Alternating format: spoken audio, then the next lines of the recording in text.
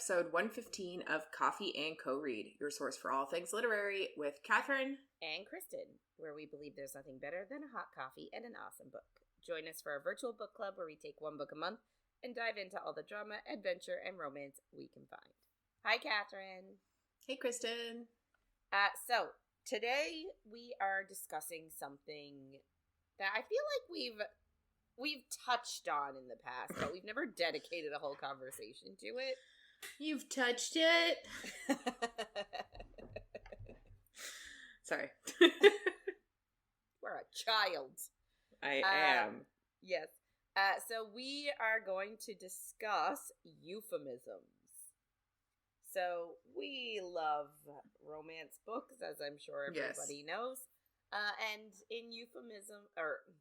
in romance books, there tend to be a lot of euphemisms for body parts, for actions, for orgasms. Like, authors, obviously, they want to use ulterior language, alternate words to mean the same thing. Maybe a little bit less crass, or a little bit more imaginative to sort of set the stage so that you're not reading straight up pornography. So we're going to talk about some of the ones that we love and hate, some that appear in this book, and I'm pretty sure this week. Yes. I just looked some up, and one that popped up was his warm gift. Not in this book. No, just in general. Okay. Yeah. Yeah. Well, that's no. Oh, no. I'm on a Reddit feed now. I'm in a hole. But one refers to cum as glue. Ew! That's not sexy. No. I don't enjoy the ones, well, I hate, Nora Roberts uses a whole bunch, right? Obviously. Yeah, her writing's, kind of more flowery. Yes. Yeah. Yeah. She does, I started reading her books when I was a teenager, so, I think that her writing style, it's not spicy, right? She's purposefully, she's explaining that they're having sex, but very tame sex. Yeah. And, she always uses, he slid into her wet heat. And, whenever they orgasm, it's she fell off the cliff and he tumbled after her. Yeah. Oh my god. I kind of feel like I just hate them all. There's no good ones. I feel bad for authors, because, what are you supposed to write? Because there's always going to be people who aren't going to like some part of it. In this book, she says seed a lot. We're not there yet, but she uses seed a lot. And I think in her next book, she literally, it wasn't the exact next one, but in a book that she put out after this, someone says the word seed and another character's like, ew, that's gross. And I'm like, this is a direct response basically to what happened with this book. It's just kind of funny. Yeah. And we were sort of briefly talking before we recorded that it's hard, what else are you supposed to call it? You're not going to call it cum. Yeah. But it's all hard. I do feel bad for authors, because I'm I get that they need to use words. We want to read it. But, just sometimes the words really kick you out of it. And I'm just ugh. Or, yes, yeah. And, once you read an author enough times, you get used to the words they use. And you're like, oh, she's saying it again. Velvet wrapped steel is coming up again. I don't like the texture of velvet, so the thought of it makes me want to vomit. You don't like the texture of velvet? No.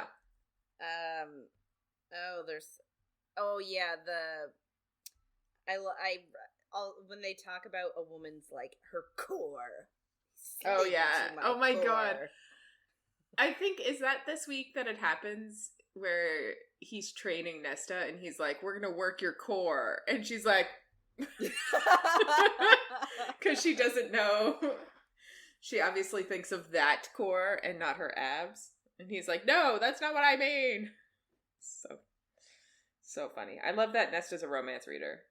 Yeah, Oh, can I just say one that also really bothers me? Mm-hmm. Talking about a woman's folds. Yeah. Yeah. Oh, gosh. Anyway, I'm sure salty release. Oh,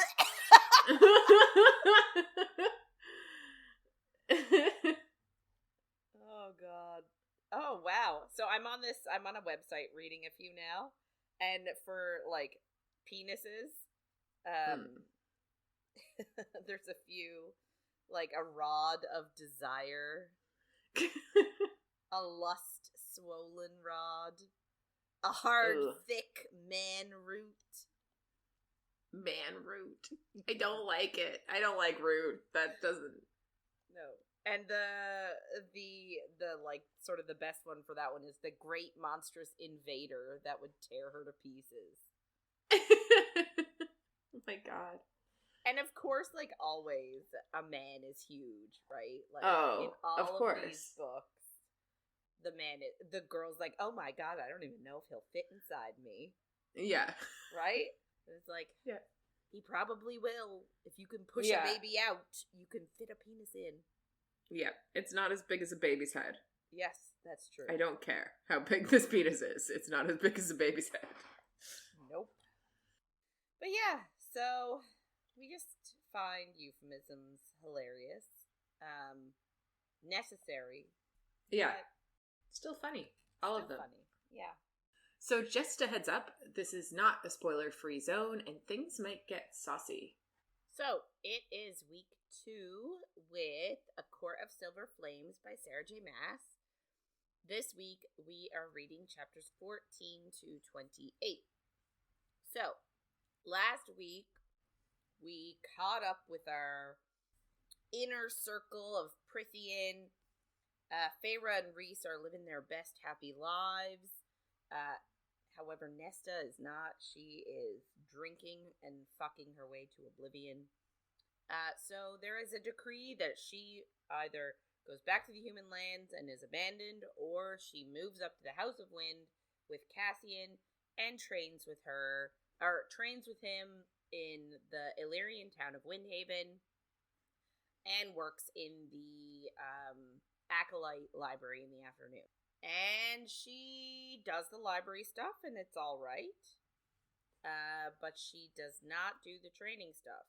Why, you may ask? Because she doesn't want to do it in front of a bunch of Illyrian assholes. Imagine. I know.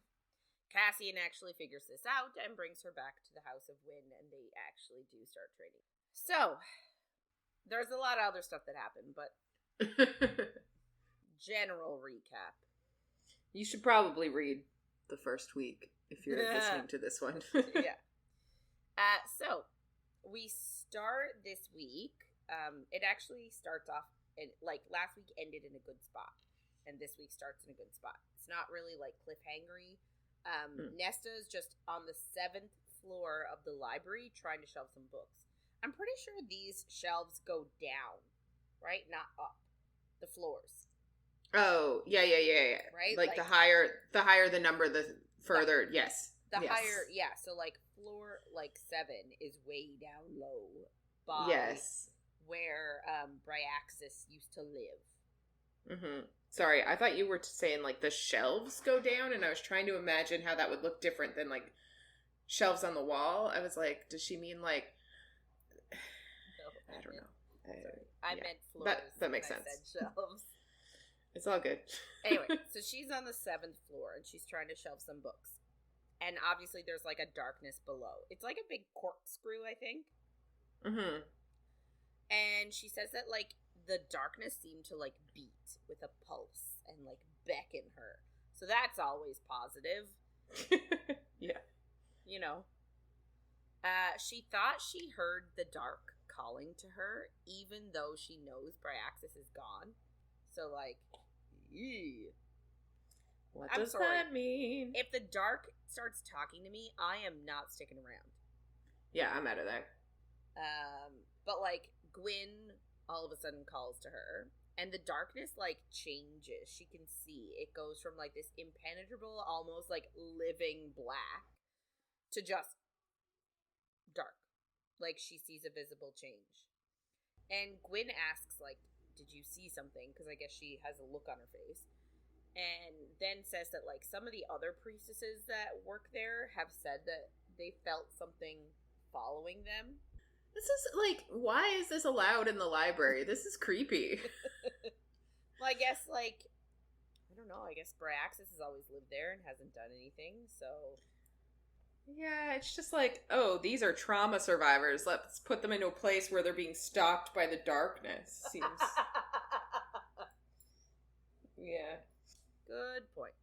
Anyway, so Gwyn is like, we should probably get out of here. So they turn and walk away, and Gwyn just tells her, like, do not turn around.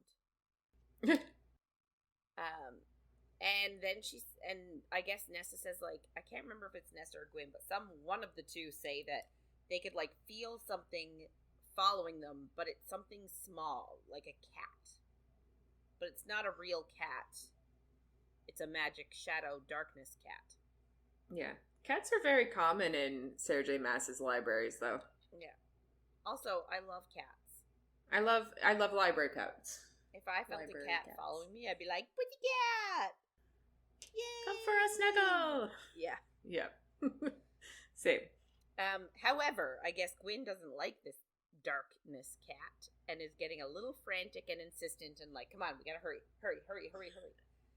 It kind of makes you wonder, like, does she know something extra or, like, what her magic is to, like, does she feel something different? Yeah.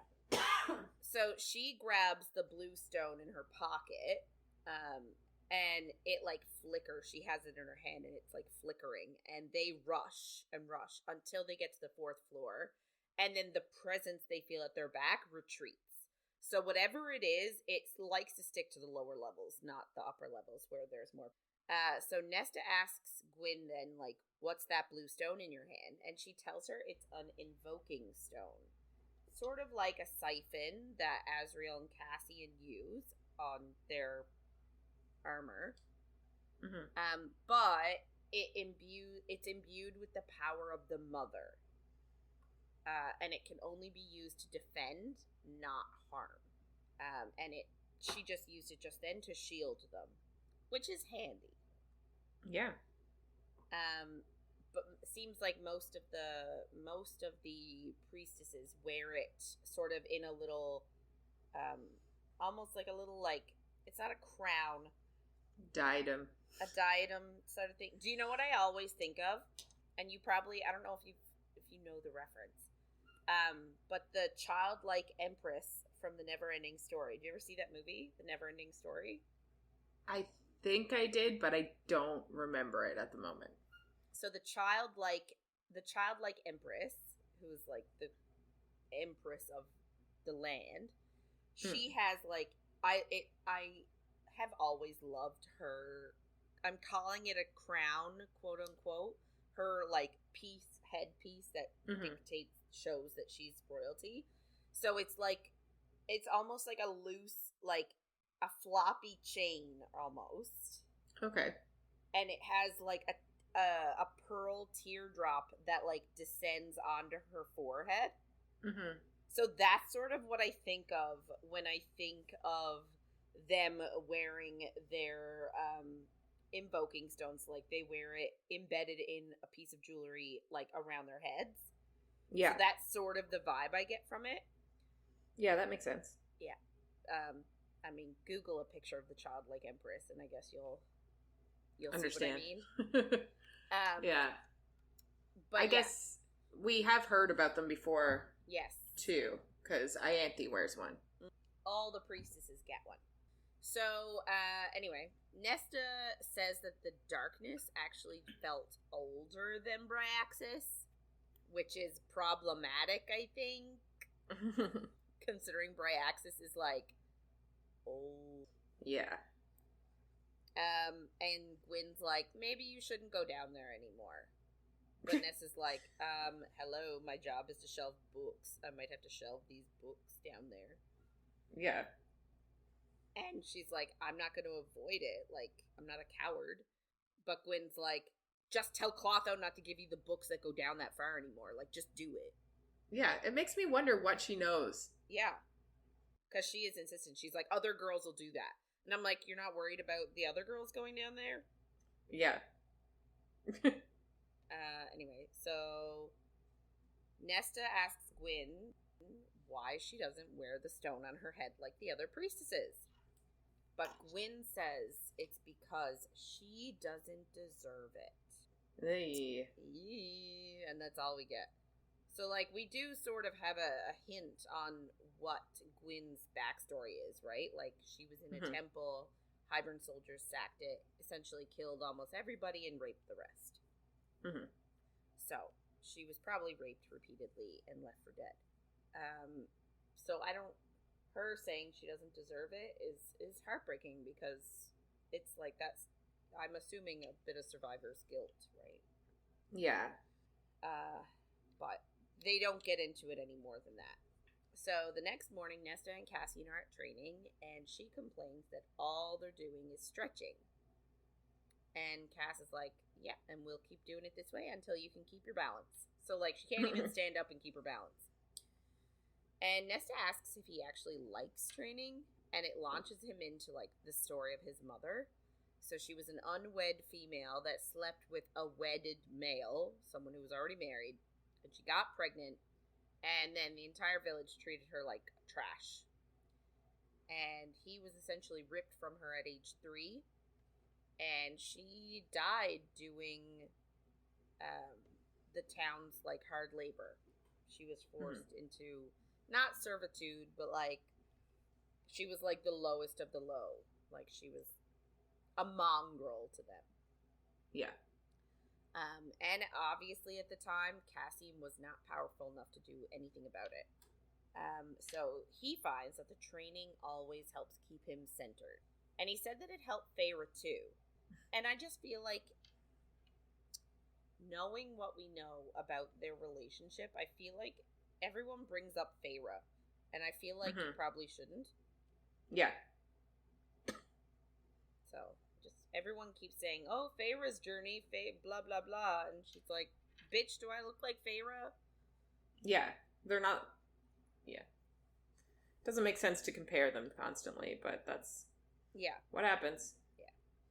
So, the thing is, like, every time Cassian sort of speaks or reveals something, he sort of has this look about him to Nesta. Like, he looks like he's waiting for her to, like, cut him down and, like, be a dick. Right? So, she feels bad about that. That, like, every time he tells her something, he's just waiting for her to, like, insult him, essentially. So, she feels bad. So, she just says, can you show me another set of moves? To try and sort of mend their peace. Yeah. Later, she's in her room, and the house actually gave Nesta 3 or 4, like, smutty romance novels. And she was like, well, what about dinner? The house, like, literally opens her door and essentially tells her, like, go to the dining room to eat with Cassian. And when she sits with him, the topic comes up of what happened with the darkness at the library, so she asks him about Praxis. And she was like, you've faced him before, you've seen him before. And he says, yeah, like, he is vulnerable and says, like, it's like facing your deepest, darkest nightmares. And again, he waits for her to tease him and sort of makes her feel like a monster. She's like, he literally thinks that all I do is make fun of him and admonish him and am a bitch. So she asks what kind of nightmares, and he just tells her about some of the creatures he put in the prison. One was the Lanthus, who could, like, peel the skin off your bones in a few moves, and sired the Bogey. And, like, he has a really bad scar from it because it's pretty severe, like, it's pretty scary. He starts asking her some probing questions about her power, and I'm like, it's too early. This is like one of your first civil conversations outside of training. Like, it's too early. Stop trying to get all this pertinent information. And he asks, like, what happened with Amryn? And obviously Nesta doesn't want to talk about it. Yeah. Then he goes even further and brings up why she didn't leave him during the battle with Highburn. And obviously it pisses her off enough that her magic sort of wells up and shows through her eyes. Like, her eyes get, like, molten silver. Like, you could see the flames crackling in her eyes. So obviously she still has magic. Like, I just feel like that's obvious. A given. Yeah. Yeah. They have a moment where he, like, almost kisses her, and they're, like, both real turned on, and he, like, scents her arousal, which obviously gives him the satisfaction he needs to know that, like, she's not immune to him. And he tells her later tonight he'll be thinking of that look on her face, insinuating that he'll be, jacking off to that look on her face. Mm-hmm. And later that night, when she goes to bed, she also can't sleep because she's so hot and bothered. So she tells the house to come back later. It's just so funny. And she obviously, like, also, I can't say jacks off. It's not the same. Gets herself off, yeah. To him from earlier. And apparently over and over again. Yeah. So they're both sexually frustrated here. They are both sexually frustrated. So the next morning, Cass admits to us as readers, not to, like, anybody in particular, that he had to jack off 3 times just to get some sleep. But when he woke up, hard again. But I mean, but they're always hard when they wake up. Anyway, so he goes to the dining room and has an awkward moment with Nesta because, like, he's sort of embarrassed that he flat out told her what he was going to do last night. Mm-hmm. And then she is equally embarrassed because she also got off to his image last night. But, like, so he's embarrassed and she's also embarrassed. But he, like, I guess she's sitting there and she goes, like, rosy or something, like, pink, embarrassed, and then, like, hides her hand or something. So, like, she does some sort of a gesture, and he realizes that she masturbated to him, and then, obviously, he gets all hot and bothered again. Mm-hmm. And he's, like, races out of the room because he's like, shit, I've got another hard-on. He needs to calm down before training. But she doesn't see it that way, obviously. Miscommunication. There's a lot of this in this book where they're like, oh my god, I love her. And then it's like, he hates me. Yeah.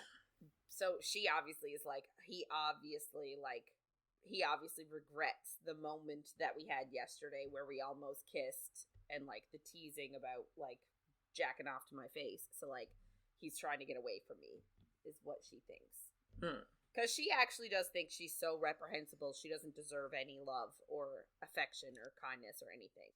So, nonetheless, they go meet for training. They're both, like, pretty stoic and professional.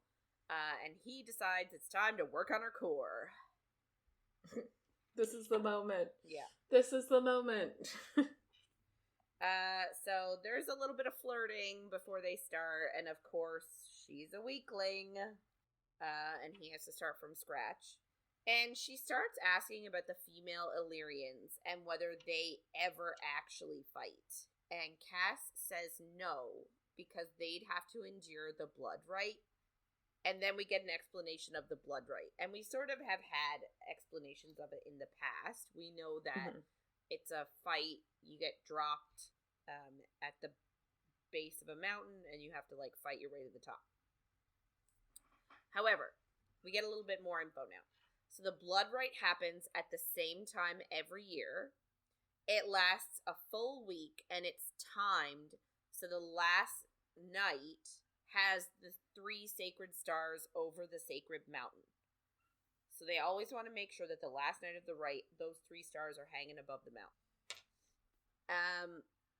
All potential warriors are drugged and dropped in the forest with no weapons or magic, just their clothes. So they have to survive each other because they do, like, fight and kill each other, but also the creatures that live in the forest, like the bogey, like, I don't know if there's a cereal lurking around, but, like, you get the idea.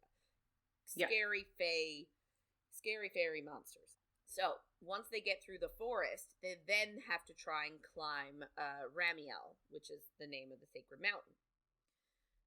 The first one who makes it to the top wins and is immediately winnowed away when they touch a specific stone at the top. Sort of like Harry Potter, when you know what I'm talking about. In the Goblet of Fire. The Goblet of Fire with the port key. You touch it, you win. Yeah. And you get whisked away. So, same thing. Some tribes, and like, because I guess Illyrians have a ton of different bands, right? Like, a ton of different war bands. So, some of them have a policy of trying to kill as many other Illyrians as possible, thinking that more kills equals more glory. Right? Oh, I killed 20 people in the blood rite means that you're a pretty fierce guy. Yeah. But really, as long as you participate and survive, you become a warrior afterwards. And you're ranked based on how far you get. Yeah. So, if you survive, what? And just like, none of this really explains why women can't do it. No. But I guess it's their backwards view. Yeah. So, if you survive only, and you just hang out in the forest for the whole week, then you get the rank of Arctosian. If you make it to the mountain, or like up so far the mountain, then you get the title Oristian. And Carinthian is for those who touch the stone and are winnowed away. But in the history of the blood rite, that happens every year, in 500 years, only 12 warriors have ever made it to the mountain. Wild. And of course, 3 of those 12 are Rhys, Cass, and Azriel. So that's interesting. An interesting tidbit that will come into play later. Yeah, I'm sure we're just told this for no reason at all. Exactly. Nesta asks if females are allowed to fight without the blood rite, and Cass says that they wouldn't have any respect from the rest of the Illyrians if they did it that way. And they're actually, he said, like, when we are urging the females to train, we're not training them to fight in a battle. We're just trying to change the mindset and prove that they can. Like, they're not purposely being like, train your female so that they'll be equal in battle, which I think is a mistake. Yeah. I guess he's also saying they're not doing it to send the women off to war. But it's like, if they're good fighters, they should be doing the blood rite if they want to. Like, there's obviously consent is a thing. But, like, if they want to do the blood rite, they should be able to. If they want to, like, go to war, they should be able to. Yeah. Like, we're letting Favor do all this stuff, but not the regular Illyrian women. So Nesta then asks Cass if he would ever train non-Illyrian females. And he's like, I'm training you. She's like, other than me, you dum-dum. I don't count. But she suggests that maybe they could train the priestesses. And that maybe training them can help them find balance. And, like, I get what she's saying. I think it's an idea. Like, these women have endured trauma from the hands of men. So, like, they've been hiding in this library for God knows how many years. Like, it makes sense that maybe arming them with some training that they could use to protect themselves would make them more secure going into the wider world. Yeah. Maybe. It's not for everybody, but some people I think would find that empowering. Mm-hmm. Cass is obviously worried that they won't want to be around him because he's a male. Yeah. Which makes sense. But she thinks it could really help some of them. So he agrees to ask Reese, and she's going to ask Clotho. And he thinks it's a good idea. So, first of many, I guess. Yeah. So she actually asks Clotho the very next day when she goes to training, or when she goes to work. And Clotho doesn't think many will come, but she gives them her blessing anyway. She's like, I don't think this idea is going to work, but sure, go ahead and try. So Nesta actually puts up a sign-up sheet, like on one of the pillars next to the entrance. But obviously no one. Yeah.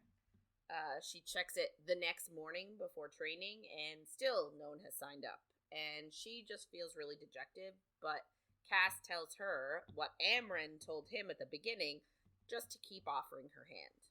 So she keeps the sheet up and checks it every day. Next, we get a training montage. Woo! I just keep imagining the, like, Eye of the Tiger song playing as she's training. Yeah. So we get a little montage of her training and becoming stronger. Cass works her with weights, and like they still do all that work of her breathing work, and eventually she can work on fighting stances. And she's even like using the library to do like lunges with the books. So she's getting really strong. And like all the priestesses are staring at her, and every once in a while she tries the stairs, the 10,000 stairs. So one day she gets to 600 before needing to turn around, and then it was 750 or something like that. And she's like, she doesn't really know why she's trying the stairs anymore, because she's like, I don't really know what I'll do once I conquer them. Like, she's like, I guess I'll go to a tavern. But, like, she's not as, I need to get to a tavern, I need to drink myself into oblivion. So, like, she is getting better. But, like, yeah, she's just not excited about what her life was, I guess. Yeah. We have a scene of them training, and Cass is actually teaching her how to punch. So she admits to herself that she actually enjoys the training because it clears her head. Like, I feel the same reason that she was drinking and having sex, like to clear her mind of all her trauma and to sort of help push down her magic. Training is doing the same thing. So it's just an example of one of those things of like finding a positive outlet instead of. But she briefly thinks of her father's last words to her, which obviously then makes her check out, like go glazy for a second as she's thinking. And then Cass is like, Nesta, you okay? But that's it. After work in the library, she senses that Elaine is at the house. Like, smell it. And she remembers the last time she saw Elaine. It was a week before she was sent up to the house. She literally passed her in the market and, like, refused to speak to her. She just, like, walked on by. And Elaine stops and's like, hey, sister. And Nesta's like, don't talk to me. And just keeps on going. Which is, like, it's bizarre. It's out of character for me that Nesta's ignoring Elaine as well. Like, it's always been her and Elaine. So I find it a little disjointed that she's even ignoring Elaine. Yeah, it's weird. Like, I guess it's to show the extent that at this point she's pushing everybody away. Yeah. But seems odd. Yeah. So Nesta knows that, like, she looks really gangly and unhealthy compared to Elaine. Like, Elaine is, like, filled out. She looks beautiful. Said that she's absolutely drop dead stunning. But Nesta in comparison looks really, like, gangly and unhealthy because she hasn't been eating. She's just been drinking. And Elaine, like, makes a move to, like, cross the room to talk to her, but stands a few feet away and, like, almost seemed like she was going to make a move to hug her, but then, like, at the last second decides not to and, like, crosses her arms instead. So, like, Nesta's like, well, obviously she doesn't want to get near me because I'm a disease-ridden leper, which is, again, she really has a terrible view of herself. Mm-hmm. But it's another, like, miscommunication thing. Like, you don't know why Elaine didn't hug her, but she's assuming the worst. Yeah. She remembers that when they first got here to Prithian after they had changed, Elaine was the one who was the ghost. You know, she was mourning everything with Grayson and just didn't want to be there. But now she thinks about how pretty Elaine is. Like, but she's always been the pretty one, but now she's, like, devastatingly beautiful. And then she thinks back to, like, a lesson from her mother. Like, her mother would talk to her when she was, like, 12 years old. She would say this, that Elaine was pretty, but really only cared about her garden and her clothes. And really, like, they would benefit. She would benefit them on the marriage market one day, but only if she kept her looks. It seems like Elaine would have been, what, 10? 11. And at 10, 11. At 11 then, all she cares about is her garden, and she hasn't developed more of a character than that in, what, 10 years? Like, is that what we're led to believe here? Yeah. I know. I really, like, I sort of can't wait for Elaine's story because I really want her to be more than what she is. Yeah. She's very one-dimensional, and I need more because I just don't, like, obviously once you're in someone's head, their life makes more sense, but it isn't really till this book that Elaine, like, even stands up for herself or says anything. Like, yeah. Anyway, her mother also, like, told her at the age of 12 that she wanted her father to go to the continent to find husbands for them because there are none here that are worthy. And, like, even mentions that, like, there are mortal princes still on the continent that, like, are poor and they could use a rich, like, they could use their money. So, like, Nesta could eventually marry a prince was sort of the suggestion. Mm-hmm. Nesta's sort of, like, annoyed with Elaine at this point because, like, she, like, sort of says, like, you know, Elaine sort of is like, we're doing this because we love you, like, you were on a destructive path, sort of a thing. And she was like, funny, when you were in shambles, no one suggested that you immediately shape up or ship off, which is 100% true. Yeah. Like, everyone coddled her. It was like, oh, don't upset Elaine. Which is also not necessarily the best tactic. No. But, like, you know what I mean? Like, there was no threat of snap out of it or else we're just gonna dump you back over there. Yeah. But Elaine's like, it's different, Nesta. Because Nesta is drinking and having sex with strangers. Ooh. Yeah. Ugh. And Nesta then brings up, like, you had sex with Grayson. And it just...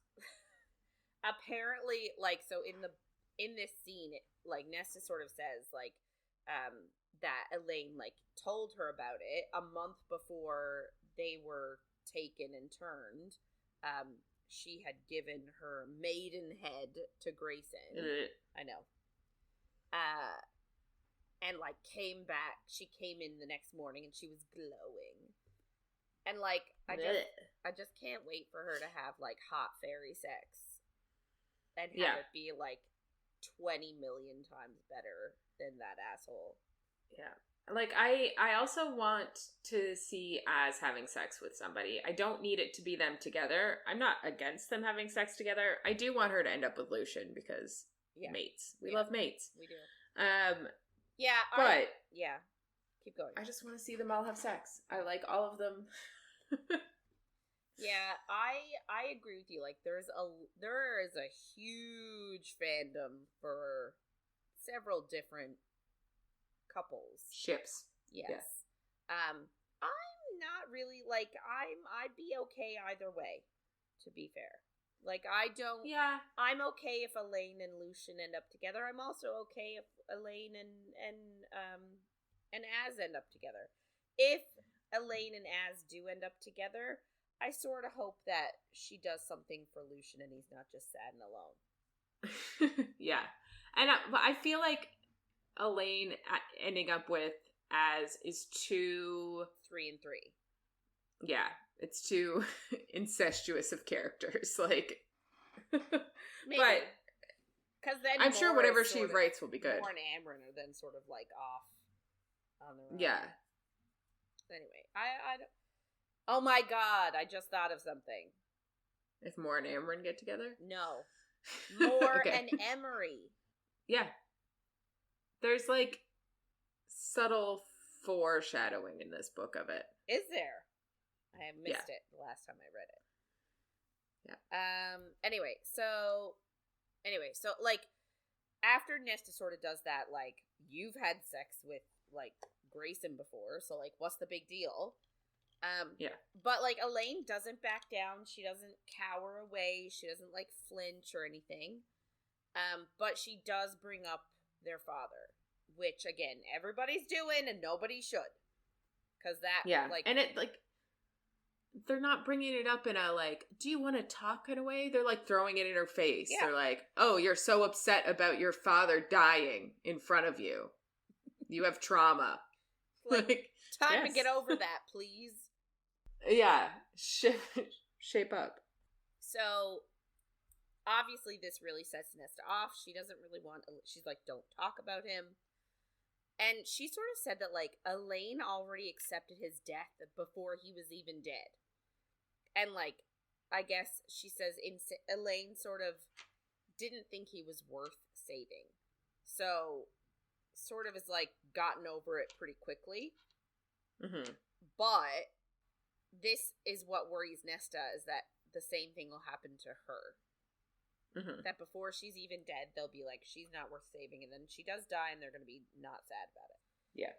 So Elaine's like, there was nothing that any of us could do, blah, blah, blah, and Nesta goes, like, you assume that there's nothing that you could have done, but, like, you could have saved him if only you had gotten there a few minutes earlier. Mm-hmm. And she's sort of doing it because Elaine keeps, like, offering up an opportunity for Nesta to show that she's actually good and keeps trying to like pull her into goodness, and Nesta just doesn't want her to. She wants to prove that she's like ugly and awful, so she says stuff that she says that to be deliberately hurtful. And she actually says, like, I know that this is a lie, I know this isn't Elaine's fault, it's actually all my fault. Yeah. But Elaine, like, you know, she doesn't back down the whole time, but, like, Nesta knew that the words hit her mark, hit their mark, and, like, she feels just so guilty about everything. Like, she feels guilty about, like, sitting by as Feyre saved them by hunting. She feels guilty about sitting by when they've been kidnapped and put in the cauldron, sitting by when Elaine had been kidnapped, sitting by when their father had died, and like she just feels all this all-consuming guilt and that everything is her fault. So she kicks Elaine out, but before she shuts the door, like, Elaine just says, like, Cass said that the training was helping you, and like Nessa's just like, sorry to disappoint you, or like, sorry whatever, or like, it's not, or something. She has, like, a final word. Shuts the door. So, like, again, not really the best thing to say. No, that's an awful thing to say. And, like, should probably just leave her alone for a bit. Like, let's stop needling her with people that are, like, going to make her feel bad. Yeah. So we go to Cassian's POV now, and he's talking to Rhys about something. So I guess we figure out that Rhys is actually the one that brought Elaine up to the house, and he's waiting for her. And she comes out and says, I'd like to go home now. And Cass, I guess Rhys tells Cass, like, mind to mind. Like, he's like, what did she do? Sort of thing. And Cass is like, she is getting better, I promise. But maybe don't bring Elaine up here anymore without, like, without Nesta's consent first. Yeah, let's not spring random visits on her as, like, checkups. Like, consent for visitors. Yes, please. Yeah. Especially since she's basically a prisoner in this house. She can't get away from anybody that visits. Yeah. Anyway, Rhys is obviously pissed. And he's like, what about Feyre? And Cass has to be like, don't bring Feyre here. At all. Like, don't bring her up here. And that really pisses Rhys off. But Cass is like, they have their own relationship and their own shit to work out. Let them work it out. And, like, he then says, like, you threatening to obliterate Nesta for, like, potentially harming your mate is not helpful. Yeah. And, like, Rhys is just, like, angry, but he takes Elaine home. And, like, I see what people mean. Like, so a big problem that people have with this book is Rhys's character. And I feel like we get a little bit of this here. Of, like, in the last book, he was so different, right? But that was in Feyre's point of view. They were mates. He did everything under the sun for her. So, like, he's still doing this for Feyre, but we're not in Feyre's head anymore. Now we're in someone that hates him and who hates her.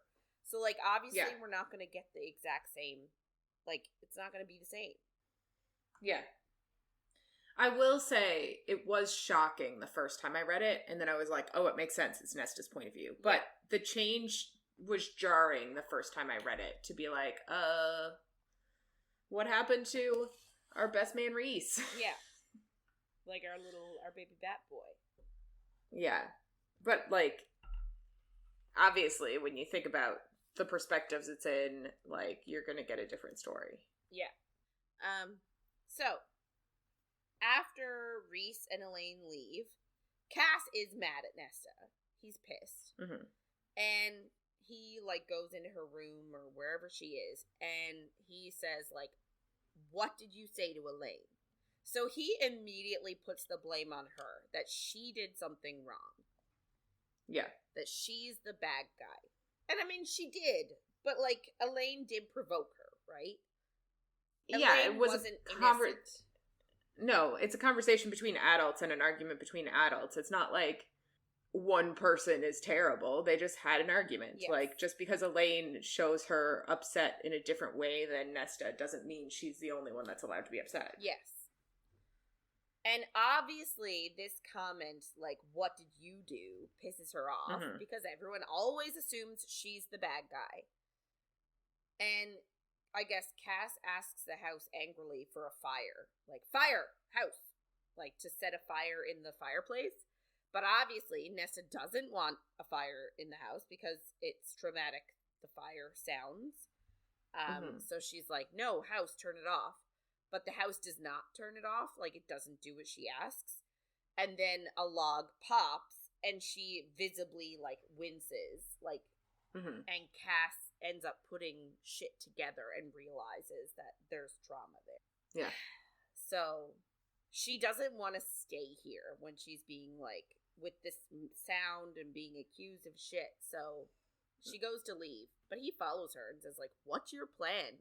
Like, are you planning to push away everyone that loves you until you're alone? And her fire sort of flares in her eyes because she's getting angry, but she does bank it.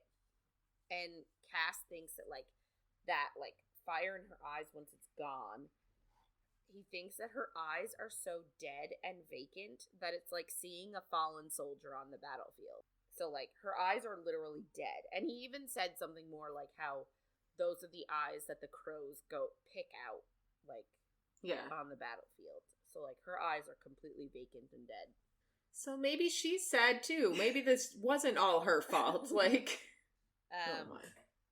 So, she goes for the stairs, because this is sort of her coping mechanism. She has nowhere else to go. Right? So she goes for the stairs. She makes it to step 1,000 this time, before having to stop, and then crawl up that. Can you imagine 1,000 stairs? No, I cannot. Oh my god. So, like 100 flights, because there's usually 10 steps in a flight of stairs. A floor. It could be 100 floors. Yeah. Anyway, significant. Yes. So, she comes back up, and Cass is there, and he asks, like, what set her off? Like, why are you mad? Mm-hmm. Like, why are you in a mood? Mm-hmm. And that's fair. So she talks about how, anyway, she does tell him why she's upset, because I guess she's just too exhausted. Mm-hmm. So she's actually upset that the priestesses have not signed up for training. And, like, she's like, they've been healing some of them for hundreds of years, and they still can't leave the library. So, like, what hope is there for me? Yeah. So we're getting to the crux of her, like, her issue. Mm-hmm. Not her trauma, her issue. Yeah. And he tries to tell her that everyone's journey is unique, and, like, mentions Feyre again. Mentions Reese and more, and, like, she's like, I don't want to hear about them. Yeah. And it's unfortunate because, like, he doesn't have any other friends. Who else is he supposed to bring up? But, like, I feel like hearing about how somebody else went through something is not helpful to you. No, especially when you're in the middle of it. Yeah. I completely agree. So he's like, okay, what about my journey? Like, do you want to hear about my journey? And, like, a very quick, like, he doesn't, like, lay everything out for her in, like, a huge story, but he tells her that he slaughtered everybody that had a part in his mother's, like, I say death, but also, like, everyone that had a part in making her life hell after he was taken. Yeah. He went into that village and essentially killed everybody. Apart from the kids and the elderly. Yeah. And a few, I think he said, and a few females. Yeah. He killed everyone.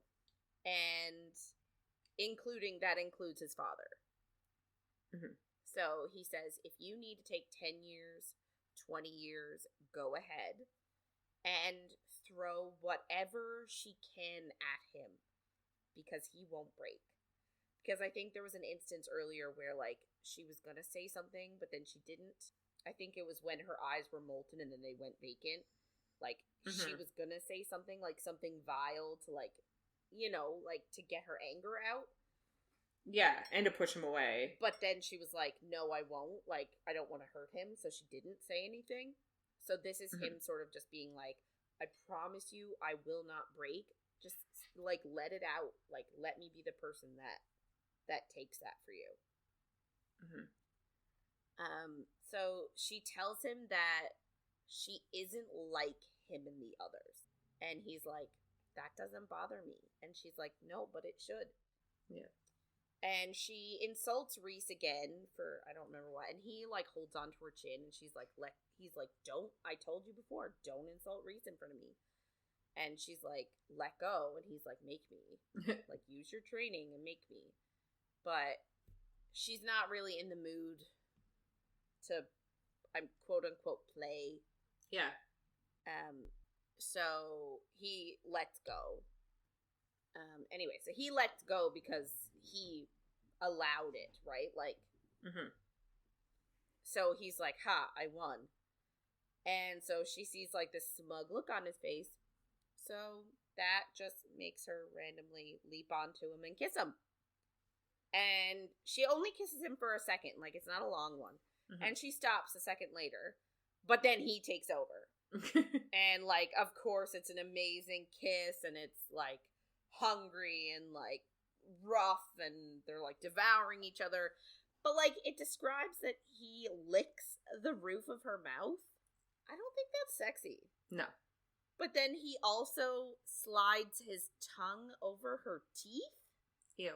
Did she brush them? Yeah, do they have toothbrushes? Yeah. Yeah, no, I don't love it. Like, I don't see how that's a hot kiss. To me, that's a, like, ugh. Yeah.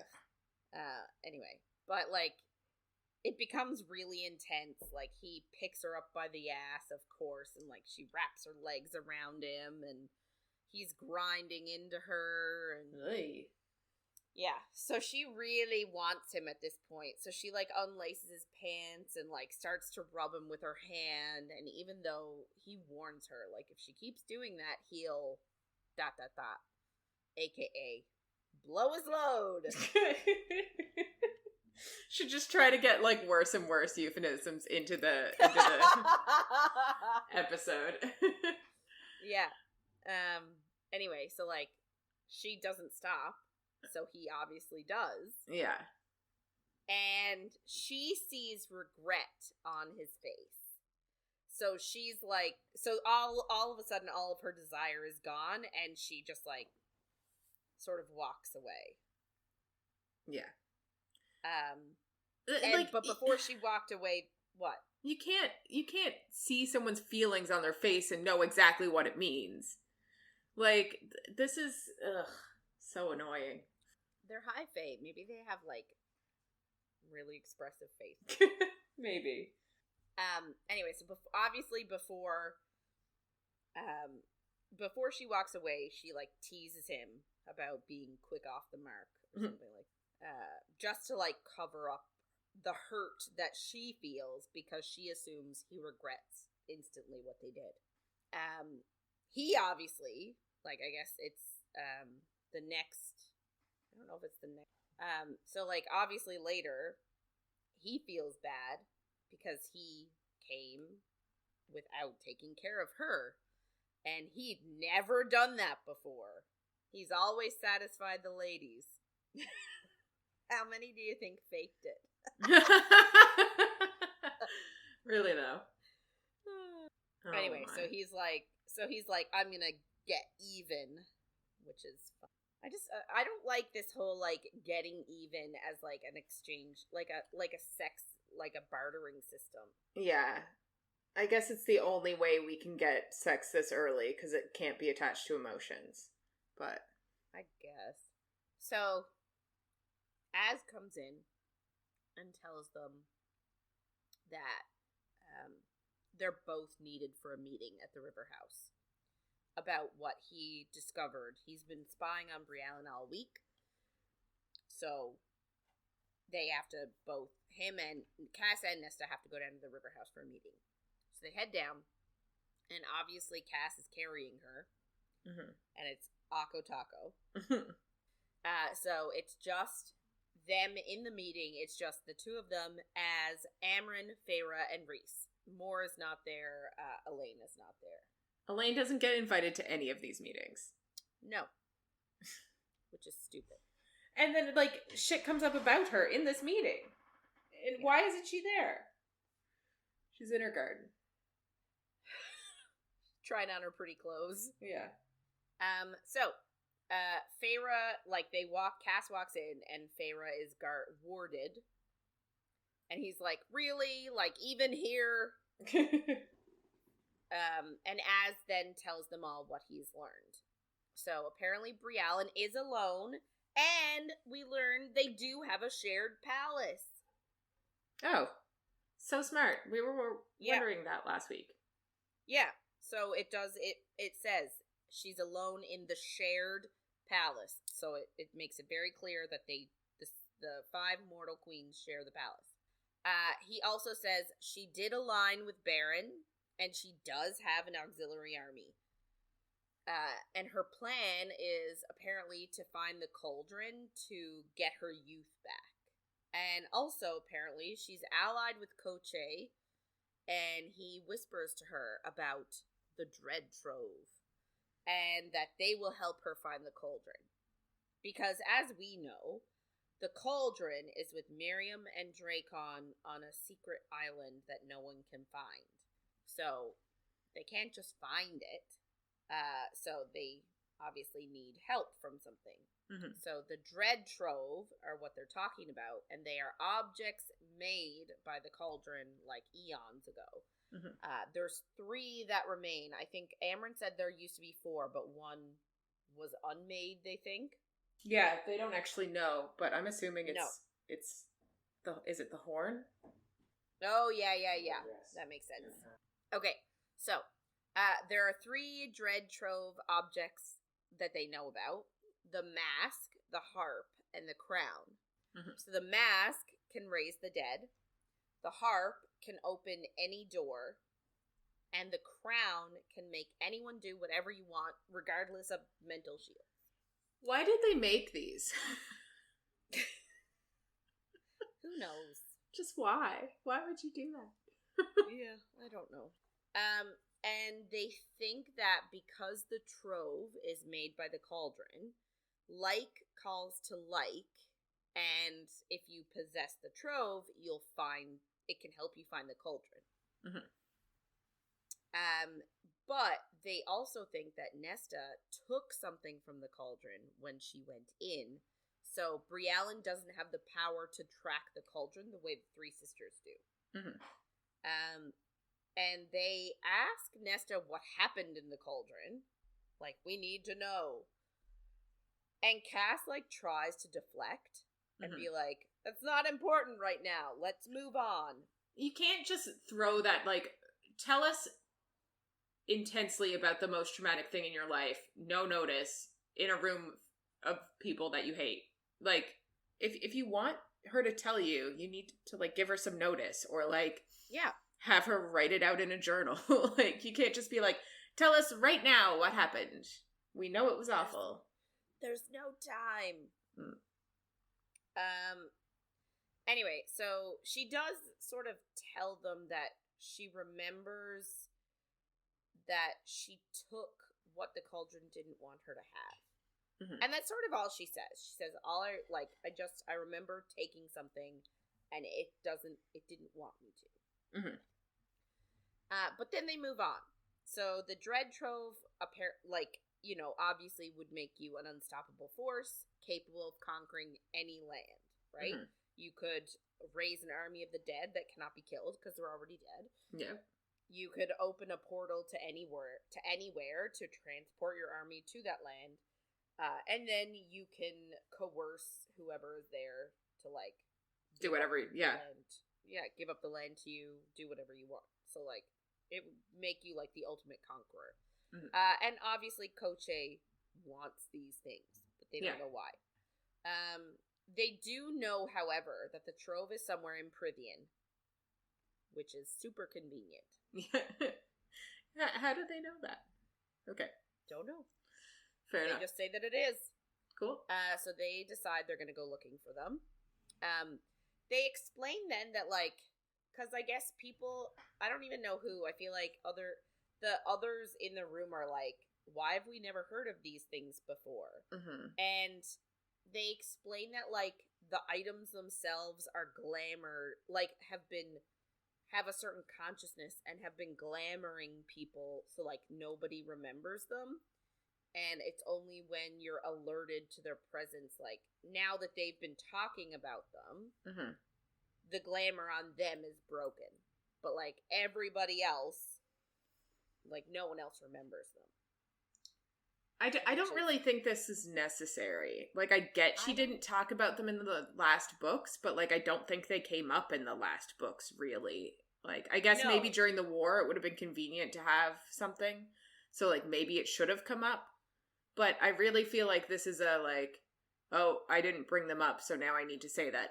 Nobody remembers them until you hear about them. And, like, Amryn even says, like, they are so old and, like, forgotten about that even she didn't remember them and didn't bring them up in the last book. Like, mm-hmm. She states that. Yeah. Like, they probably would have been helpful with Hybern, but, like, they're so obscure, even I forgot they existed. Which I think was enough. I don't think we needed this extra glamour layer. Agreed. I agree. Yeah. Anyway. So obviously they need to find these items before Brialyn and Koche do. So then they need to use something else that was made, aka Feyre, Nesta, Elaine. Mm-hmm. And Elaine, I guess, was eavesdropping because she wasn't invited to this meeting. And she walks in and volunteers. Yeah. I don't really know when she shows up. She just shows up and is like, I'll do it. And you're like, were you just waiting for your dramatic entrance? Because that's what it feels like. So Nesta, her one goal in life is to protect Elaine. So she immediately is just like, no. And she says she thought that Elaine didn't have powers anymore. And Elaine's just like, I thought that you didn't either. So we get that they both still have powers. I feel like Elaine hasn't been using hers, kind of like Nesta. Are they both just pushing them down? Possibly.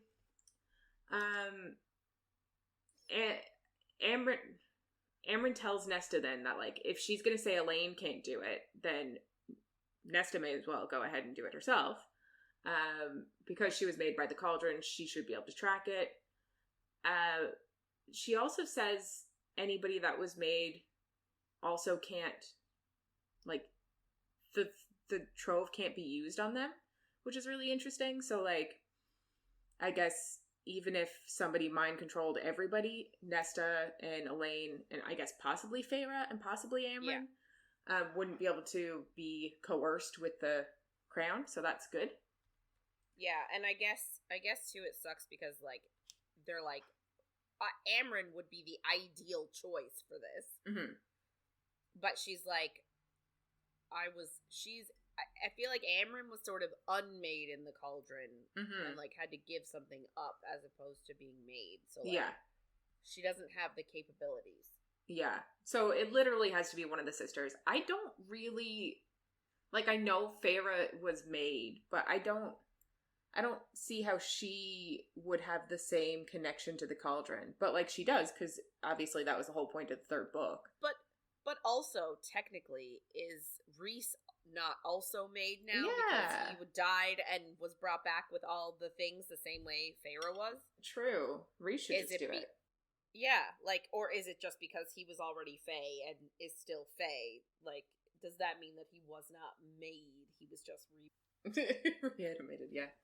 Yeah, that's interesting. And I don't think really brought up ever. Yeah. So Nesta just refuses flat out. She just says, no, I'm not looking for it. And Elaine just says she'll have to reacquaint herself with her powers, but, like, she'll try to find the trove. I think she said, like, we'll start tomorrow. Yeah. But Nesta is just like, no, you're not doing it. And you're like, you're not. Like, this whole protecting Elaine thing is a bit intense. Yeah, you're not the boss of her. She's, like, 20 by now. 21. And then Nesta, like, turns on Feyre and says that this is Feyre's fault and she's definitely the one that asked Elaine to do it. And Elaine just goes back at her and says, like, Nesta can't have it both ways. Tell her to want more out of life and then refuse to let her do anything. And Nesta obviously loves saying shitty things, so she's just kind of like, oh, you're finally growing a backbone. You're getting interesting now. And, like, it's kind of what everybody reading the book is thinking. Yeah. Yes! So, I love it. Elaine tells her, like, she went into the cauldron too, and it's her trauma. It's not about what, like, her going into the cauldron did to Nesta. Like, she also was a part of that, which I think is a really good point. Like, it's so... I agree with you. Yeah. Because everyone's like, oh no, Elaine went in the cauldron, we ruined her life, oh my god, that poor thing. But, like, she is living it. So, like, yeah, we should be paying attention to how it affects her first. Yeah. So, I appreciate that. I think it is right. We're just getting some more of Elaine's personality in this book. We just didn't really get it before. Nesta then just says, why can't Feyre do it? And she feels a bit bad because she knows that, like, that's clearly showing that she prefers Elaine, but she's just like, I don't care. But also, Elaine has had no training, like, yes. and like, her magic is unpredictable. Mm-hmm. Like, what do we even know about Elaine's magic other than the fact that she can, like, she has premonitions? Yeah. Right? Like Feyre has actual, like, magic that can be used to defend herself, but also attack. Like, and she's had a ton of Illyrian training, and she can fly. So, like, you know, I feel like, I don't, like, in my mind, it's not preference for Elaine over Feyre. It's, you are clearly the most suited to do this dangerous job. Yeah.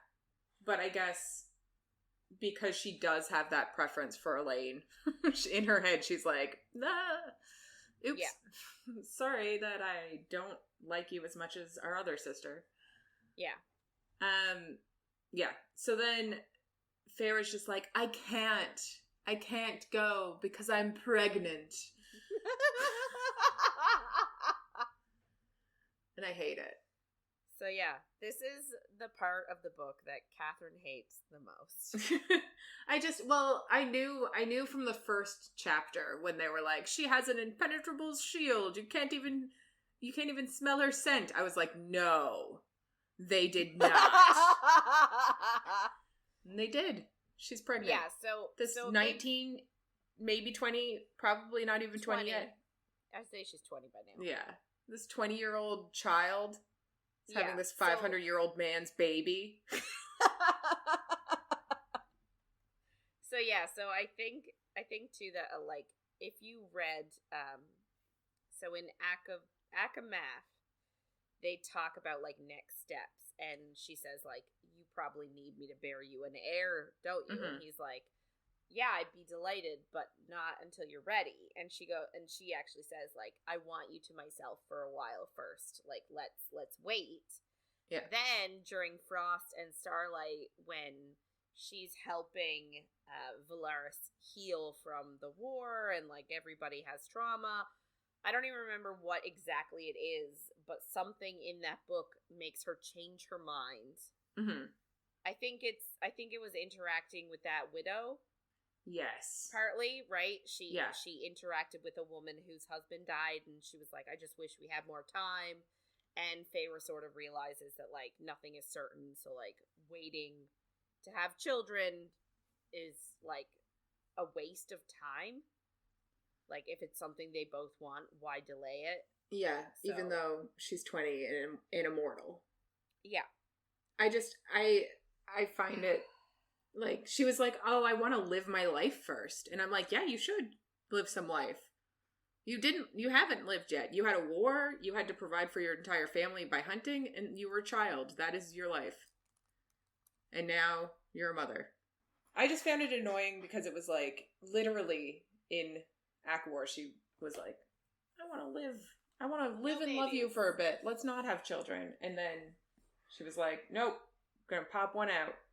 But anyway. But I guess too, we gotta think about it from her point of view is like, officially she's already seen her child, right? With the bone carver. So like, imagine knowing who your child is going to be. Like, do you think you'd find your kid creepy then? If it just reminds you of the bone carver all the time? No. Okay. But like, that's a personal thing. Maybe other people would. Yeah. But like, I just think of it as like, you've already met your child. Like, Can you imagine knowing who your child is and not having them exist in the world? Like, It's like you already love them, but they're not here yet. Yeah. So I don't know. I sort of like, I get like, I don't want to say I'm indifferent. I don't really enjoy the way they've done this pregnancy. Oh my god, I hate it. But think we don't get to that till next week. Yeah. Like, I think the way they've accomplished this pregnancy, like, I don't like it.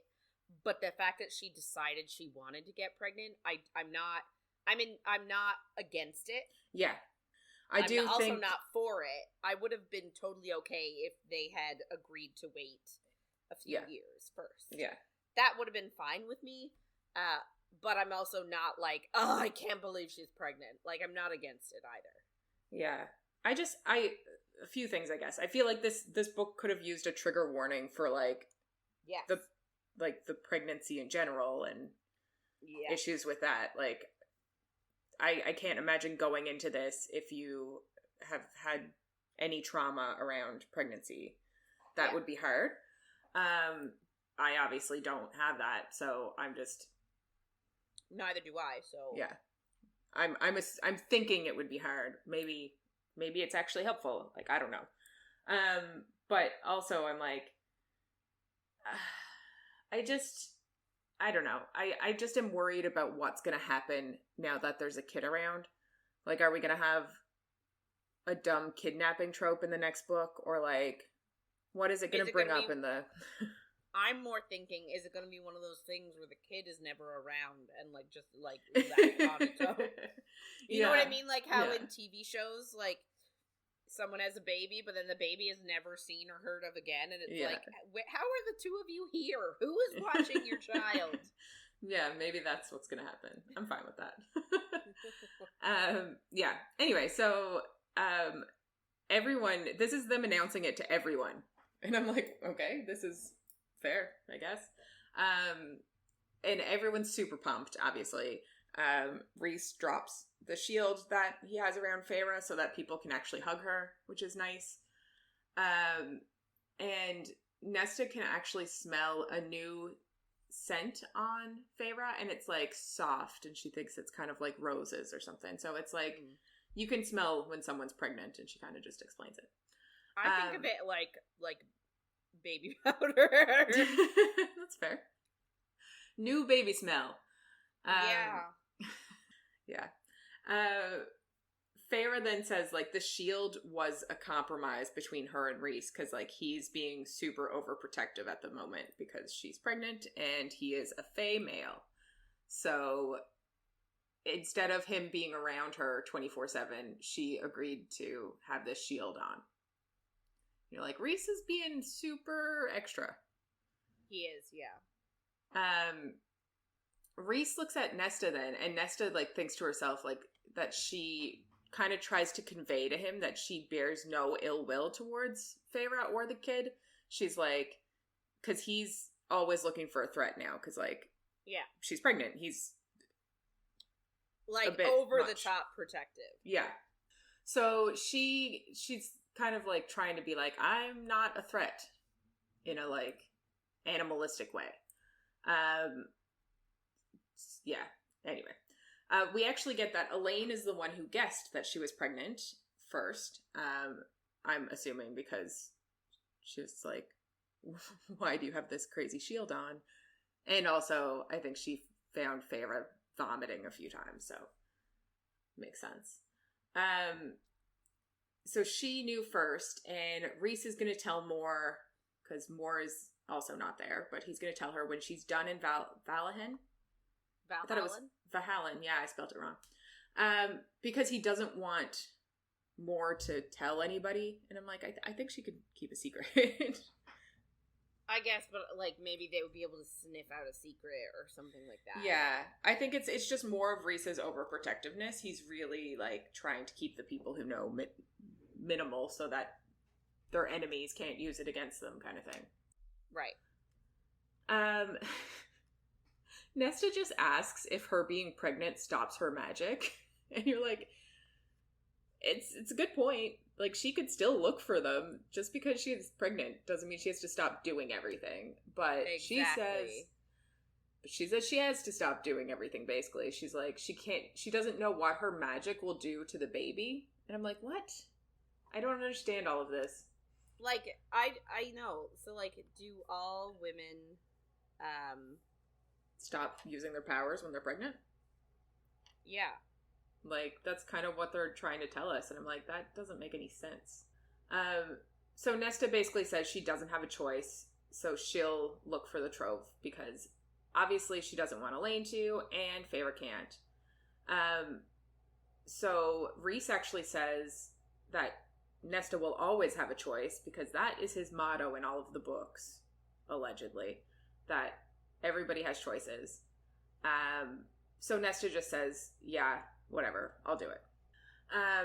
Feyre kind of takes a moment with Nesta after, and she tells Nesta that it's going to be a baby boy. And she kind of explains, like what you said, that she saw the baby when she saw the bone carver.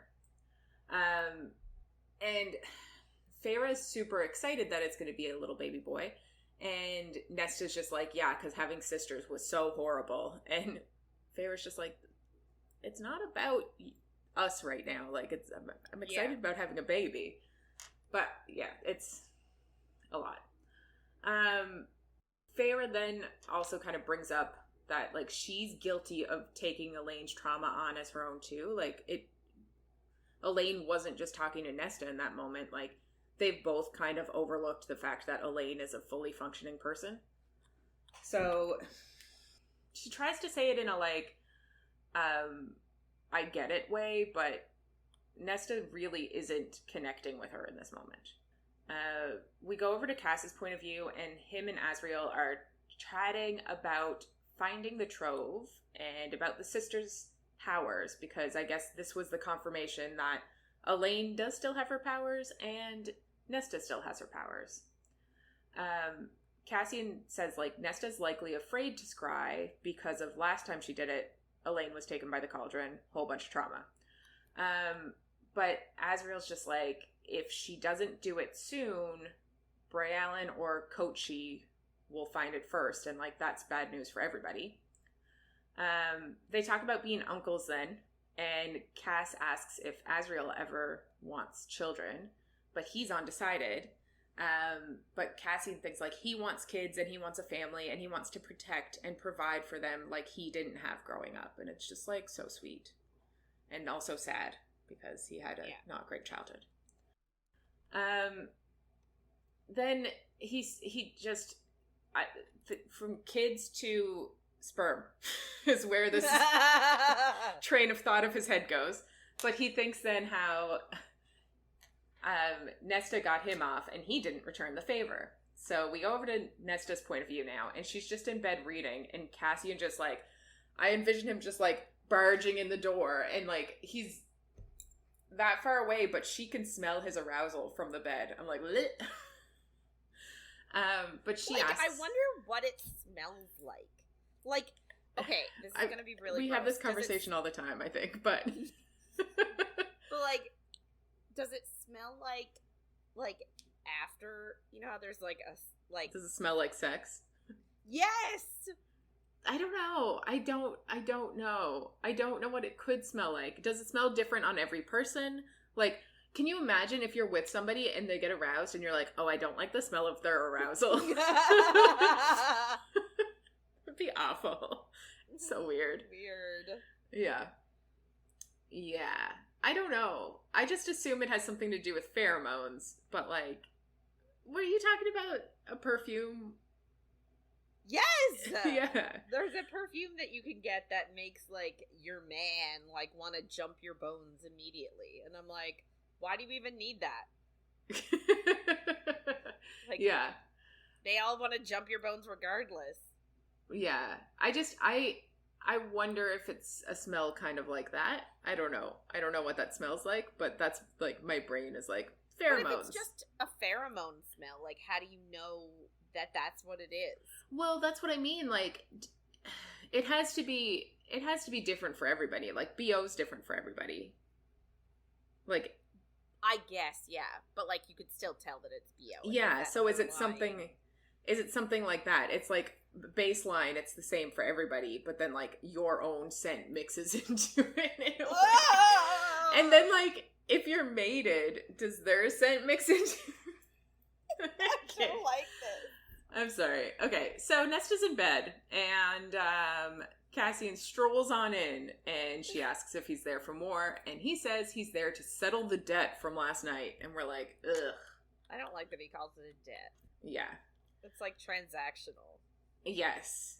And I do appreciate here that she's like, she kind of tries to get the miscommunication out of the way. She says, like, he made it clear that it was a mistake based on his face.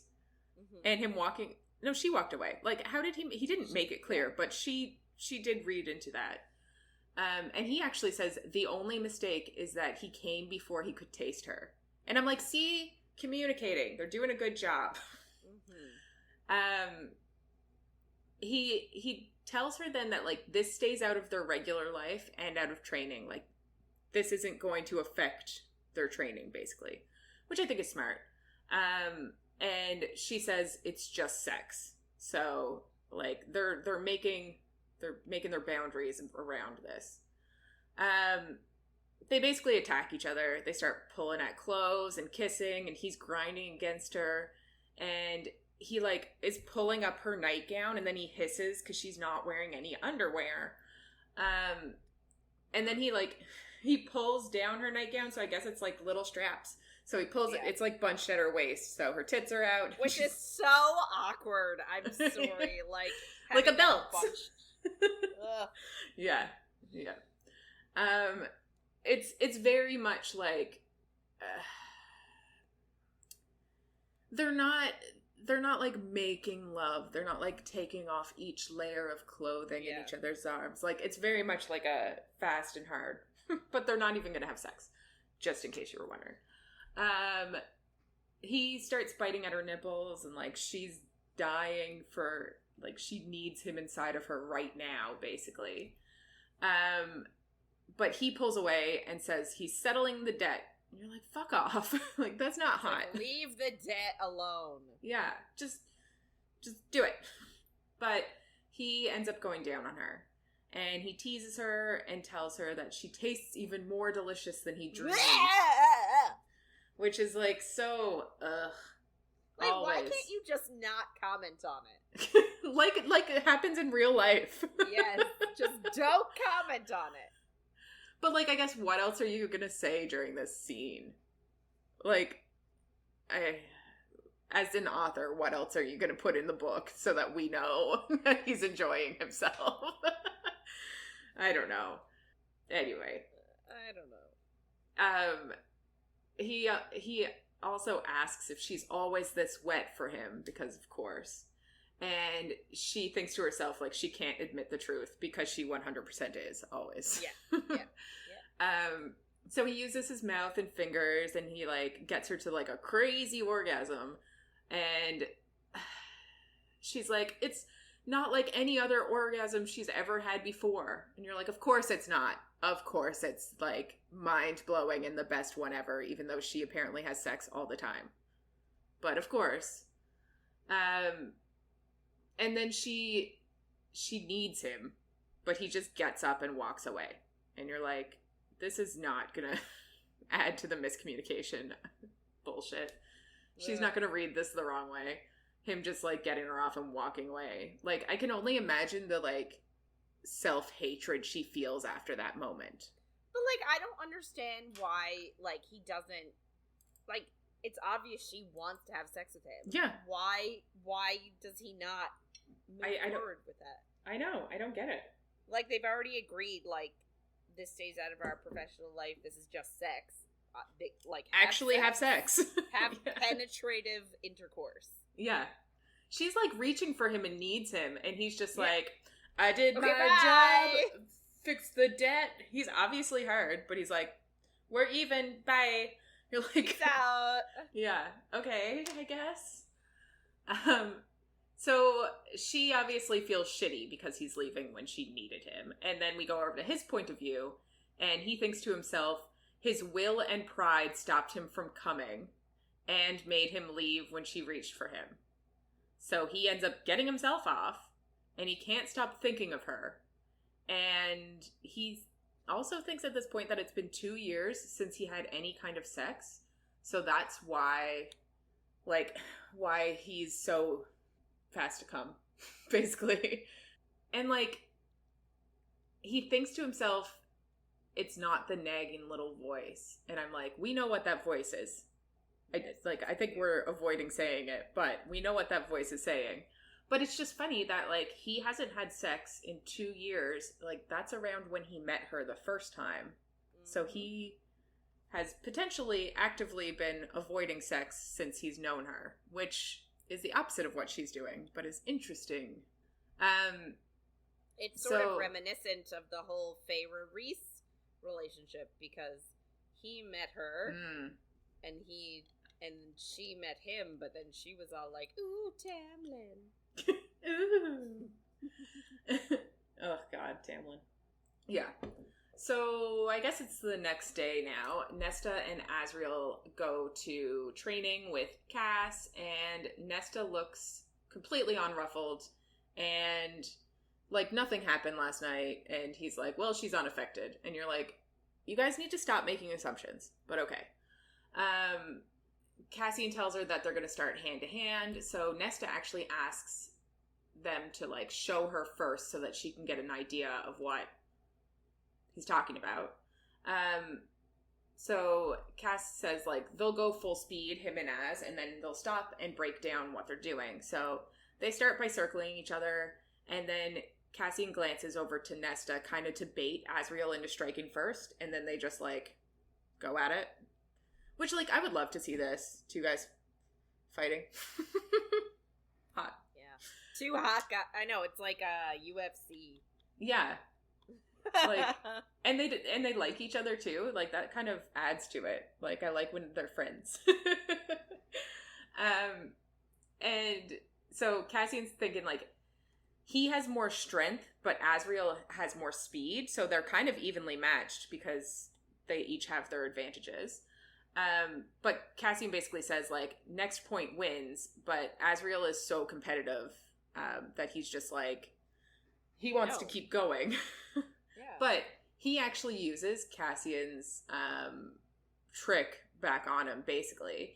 He looks over to Nesta with alarm on his face, and Cassian then is like, what? And looks over to her, and then Az obviously ends up winning. But Cassian thinks, like, he's always going to fall for that, though. And he thinks of Nesta, again, yelling during the war and saving him, and that he understood something in that moment, but it's been lost since then. And you're like, what did he understand in that moment? It's the same thing I wouldn't say earlier. I guess they stop now, and, like, Nesta looks super turned on by watching them, and I'm like, of course she is. But she just says she liked watching Azriel punch Cassian in the face, which is funny. So it's later, and she's in the library, and she's thinking about them sparring, and she thinks what it would have been like to be between them, and all of that lethal attention on worshiping her. And she thinks, like, she's had two men in her bed before, but they weren't Cass and Azriel. So she wonders, like, she kind of starts thinking about how that would go, and she thinks of Cass in her mouth and Az behind her, and them working together on her, and you're like, damn. Woo! And, like, I think before this book came out, Sarah J Maas said that she had a threesome scene written, and her publisher made her take it out, and everyone's super pissed about it. We're like, release the scene! Because if it was the three of them, I think I would die. And it has to be, right? Way. Oh, yes, in a good way. I would die in a good way. Yeah, I need it. So we have that little moment, and I think that's reminiscent of the threesome scene that we're just never gonna get. That's my guess. But, Nesta goes to talk to Gwyn now, because she's in the library, and she asks Gwyn if she knows anything about the Dread Trove. Gwyn hasn't heard of them, which isn't surprising, because everyone's glamored against them. But she says that she'll look around, try to see if she can figure anything out. And she says it's like an adventure to help the court. So, like, Gwyn kind of likes having a little task, especially one that could help the Night Court. Yeah. Nesta then asks Gwyn to start training, but Gwyn says she isn't a warrior. And Nesta asks her if she won't because, like, why am I saying Castiel? We're watching Supernatural, maybe that's it. Cassian, she asks if it's because Cassian's there. But Gwen says, like, no, it's not him. And Nesta sees shame and fear on her face. Like, how can she see all these emotions on people's faces? But fine. Later that night, I guess she's walking the stairwell, and she's thinking of Gwen and, like, the conversation they had. And she makes it down 2,000 stairs when she figures it out. We don't know what she figured out. Dun, dun, dun. We go over to Cass's point of view, and it's 5 days later, and Clothos asked him to come here because apparently Nesta has been practicing in the library for the last 5 days. And Clothos asked her to stop, but she isn't listening, so she wants Cassian to tell her to stop. So he goes to find her, and he comes up on her doing punches, and he tells her that she's dropping her elbow. And they kind of have a bit of a conversation, because he's like, why are you even doing this? Like, we train in the mornings. Why are you working out here? And she tells him that she's tired of being weak and having to have other people defend her. And he kind of just like admires the muscle that she's already put on. Because of course, Fae put on muscle a lot easier than humans. But she then asks him to like show her where she's dropping her elbow. So he corrects her form and he has her do more punches until like she's perfected it. And then he says with more force, she could shatter a male's jaw with that punch. And then he tells her to do a combo and how that could like collapse someone's lung if she punched hard enough. So like he's really gone into it. Yeah, instructive mode, even though he was supposed to come here and be like, stop doing this. So he does actually say, like, you need to stop practicing in the library. But then he asks her for one more combo. And when he goes to leave, he's surprised to see, like, priestesses are, like, around them just watching them do this.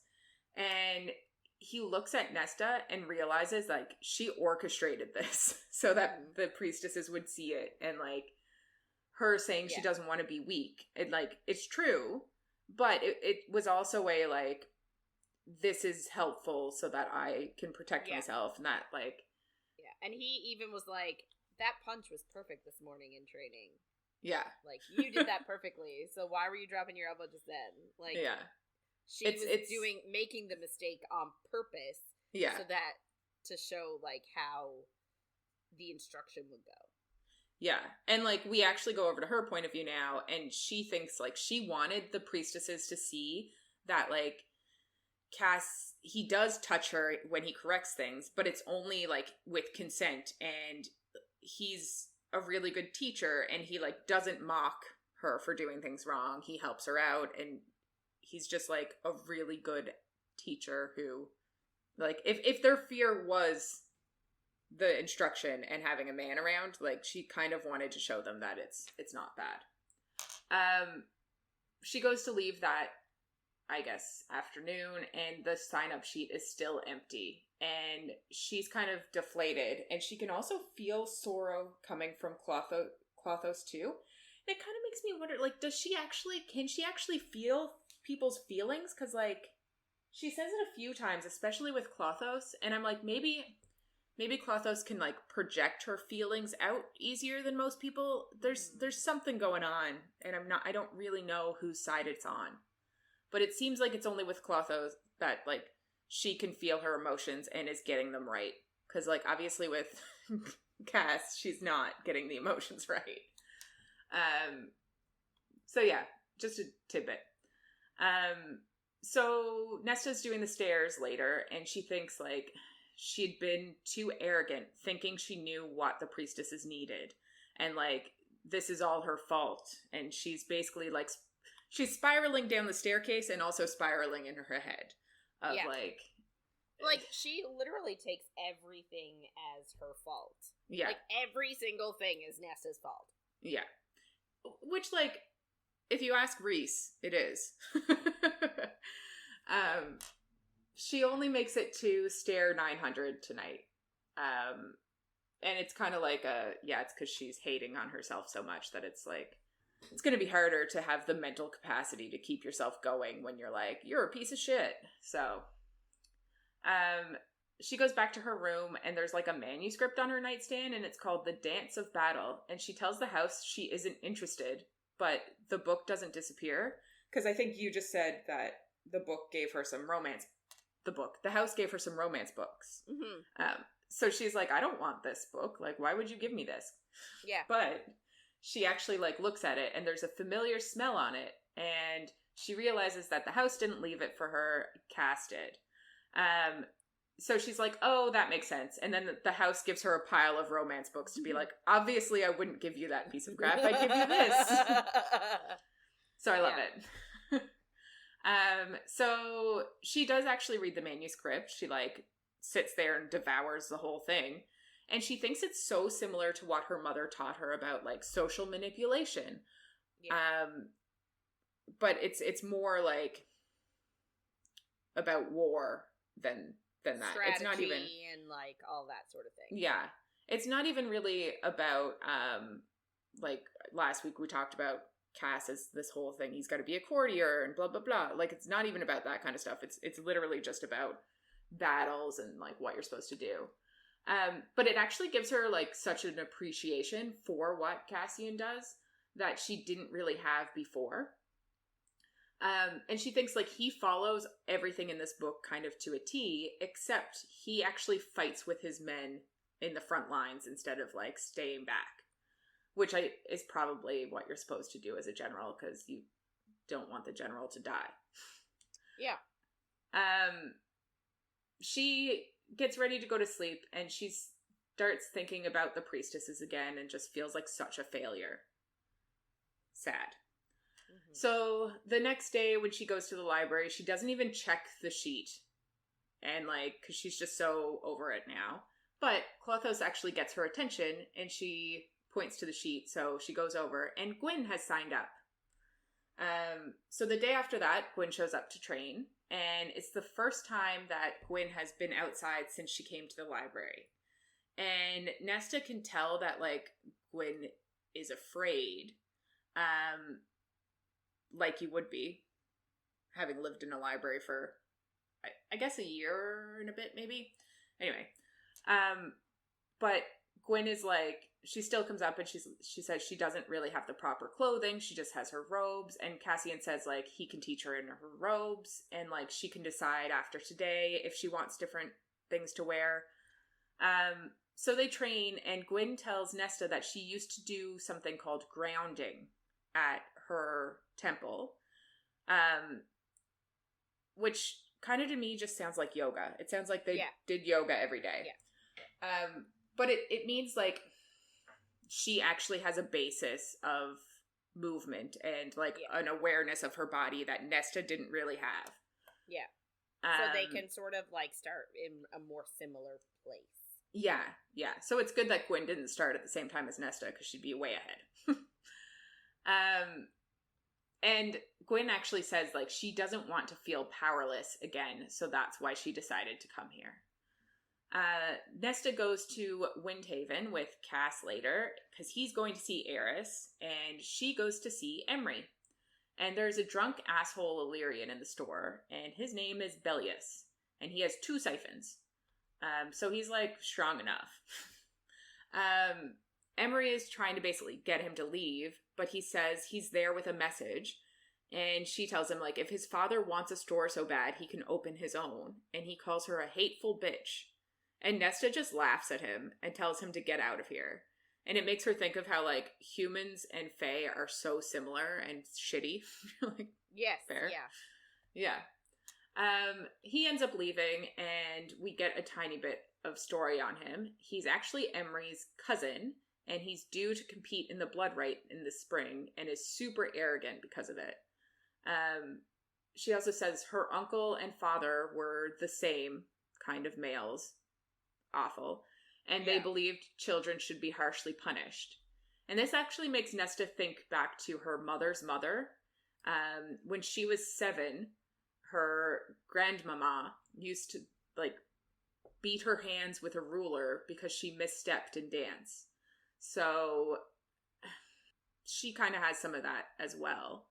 And she also thinks, like, her grandmother was nice to Elaine and Feyre, but, like, Nesta still has a scar from, like, her beating her, basically. So, like, they really did treat all the children differently.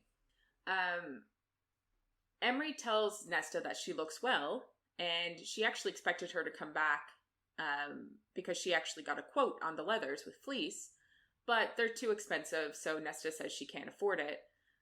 But Emery offers to let her, like, pay it off as she's able. And, like, the kindness surprises Nesta, and she thinks of, like, how when she lived with the humans, like, Feyre had to hunt all the time, and if she didn't bring back food, they would have been screwed. And this is actually a part where she starts to think about Thomas. I think we talked about it last week. But she thinks, like, the beginning of the first book, when Feyre went out and killed the wolf and the deer, I think it was, If Feyre hadn't come back and brought food that time, like, they would have been screwed. And Nesta says, like, she would have sold herself. Yeah. She would have, like, sold her body to anybody just to make sure that Elaine lived, basically. Yeah. But she thinks of Thomas, and she thinks of how she broke it off with him after Feyre went over the wall, but before they got rich. And when she broke it off with him, he attacked her, and he tried to get her dress off, and she, like, let him get close, and then she bit his ear until, like, it was bleeding, and then ran. So, he's a piece of shit. Emery asks Nesta to join her for lunch, and Nesta kind of thinks, like, she's no better than Bellius. Like, she's a piece of shit, too. And Emery just doesn't know that yet, so that's why she's being so nice. And she's like, soon enough, she'll figure out how awful I am, so I may as well eat with her now before she realizes. She just hates herself so much. It's so sad. So they go to the back room, and Nesta asks if Emery lives alone, basically, and she says she has no husband or maid to bother her, and Nesta says she's the same, and Emery asks, what about Cassian? Everyone's like, that's what everyone's thinking. Flip the table. But Nesta's like, nope, nothing there. Nesta enjoys the food, but Emery says, like, there aren't many spices here. The Illyrians don't really care about spices, so she can't get them. And Nesta actually tells Emery that her father was a merchant, and he used to get rare spices. So, like, she's kind of talking about her father, I think, for the first time voluntarily. It's interesting. Yeah. Well, they both have pretty terrible fathers. Yeah, and trauma. And, like, and I also feel like she's not afraid to, like, say to this stranger that, like, my dad was pretty much a piece of shit. Yeah. Right? Because I feel like Feyre forgave him because he saved them. And, like, naming the ships after the three sisters, I think, sort of, like, redeemed him in her eyes. Somehow.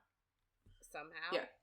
But, and Elaine just sort of, like, just dismissed it all. Yeah. So, like, I feel like this is her chance of being like, no, my dad was an asshole. Yeah. Full stop. And, like, it's hard to tell anybody, or to talk to anybody about it, because, like, her father did help turn the tides of war, so everyone sees him as a, like, hero. Yeah. Anybody that didn't grow up with him.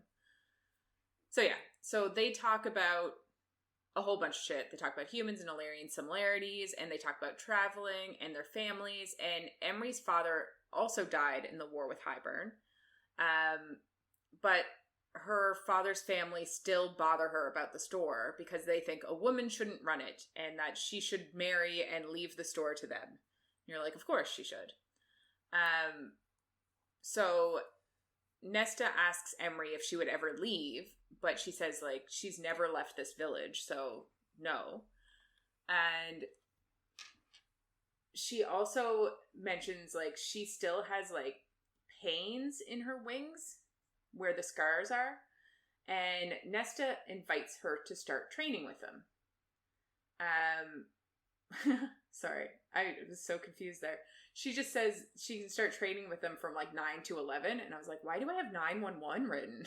But it's times 9 to 11.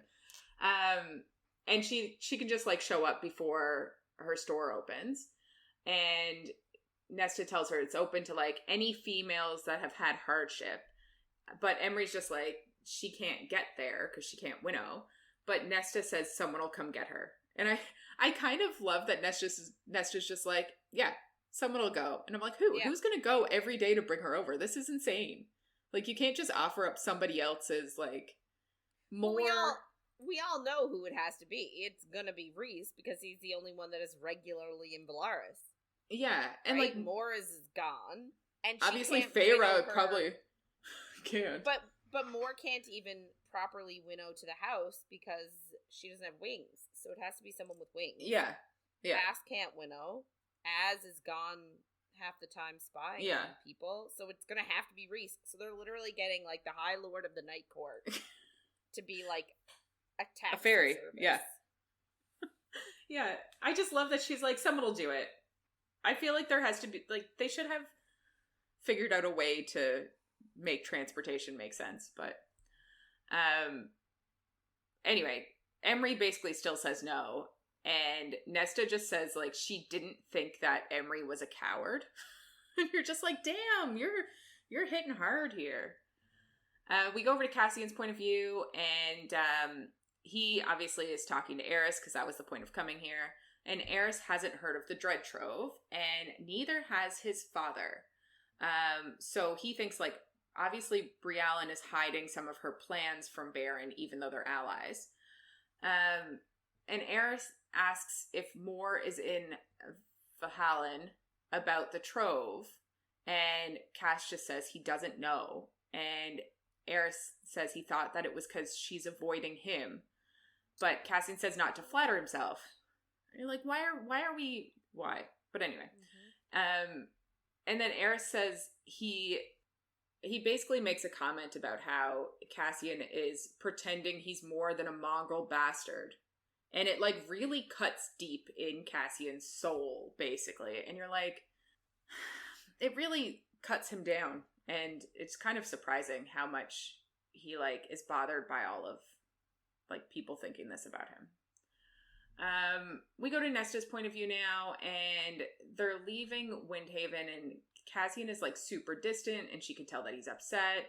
And so when she goes to supper, he's actually in the room with a glass of wine, and as soon as she walks into the room, the wine glass vanishes, and she's like, what the fuck?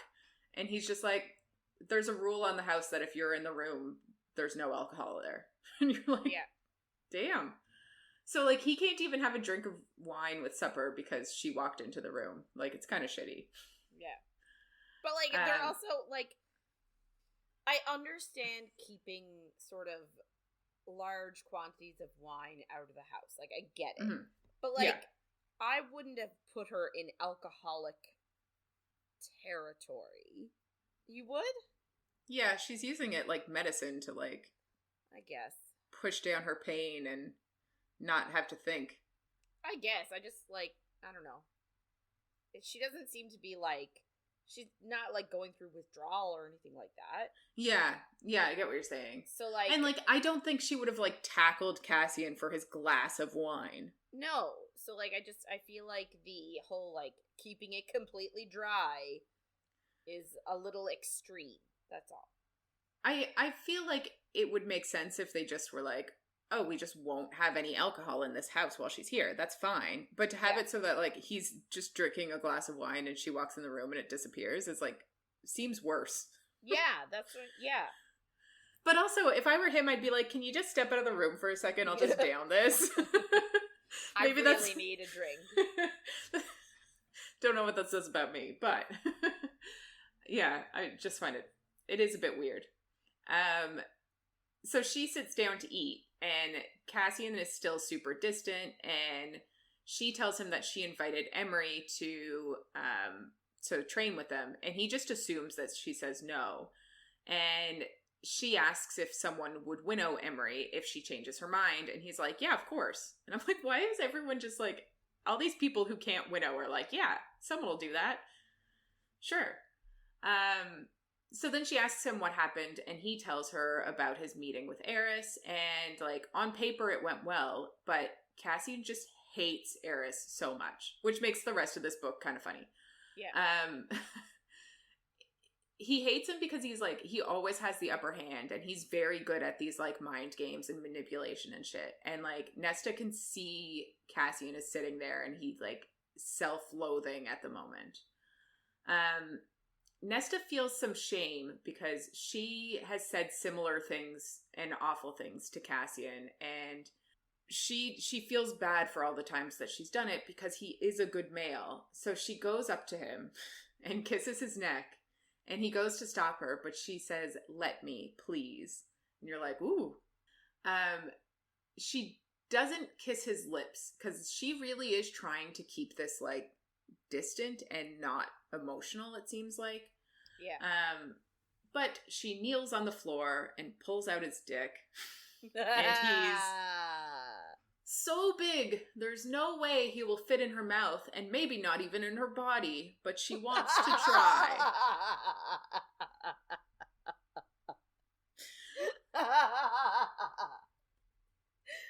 Oh my god. He's soft as velvet, but hard as steel. Oh dear god. Here we go. Here we go. That's where our topic came from this week, if you didn't know. Exactly where it came from. So yeah, she, like, is enamored by his penis. But she starts, like, stroking him and squeezing hard, and she uses her nails and asks what he wants. And then she puts him in her mouth.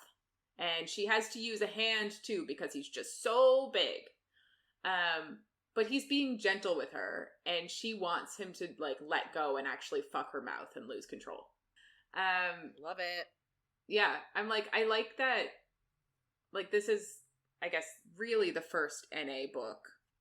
Did Crescent City come out after this one or before? I don't remember. Doesn't really matter, because Crescent City didn't have sex in the first one.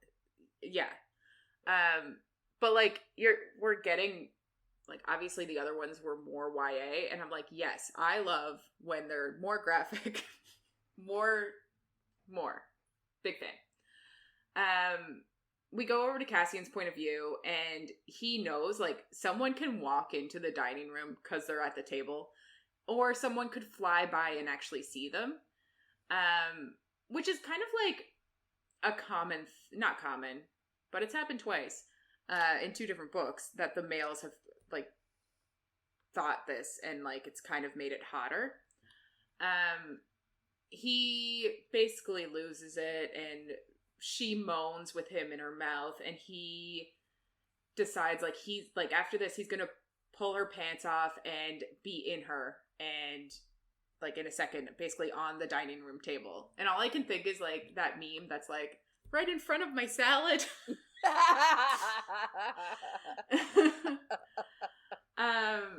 So he goes to, like, pull out of her mouth, but she stops him, and he says he wants to be inside her, but she, like, cups his balls and makes him come, and she swallows it all up.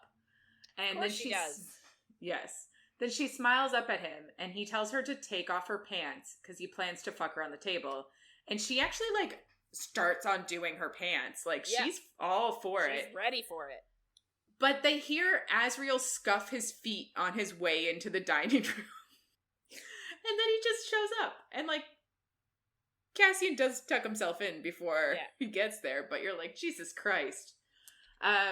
Cassian just, like, glares at him, but Asriel just shrugs and sits down, and his food appears, and Nesta just, like, leaves and goes to her room. Like, why can't Cassian just follow her and be like, right? Bye, ass. See you later. Like, we don't have to have sex on the tables. Probably not a bad thing. Like, you don't want food all around there. Unless you do. Unless you do. So Cassian's, like, annoyed, and he's like, thanks for that. And Asriel tells him to save some for later.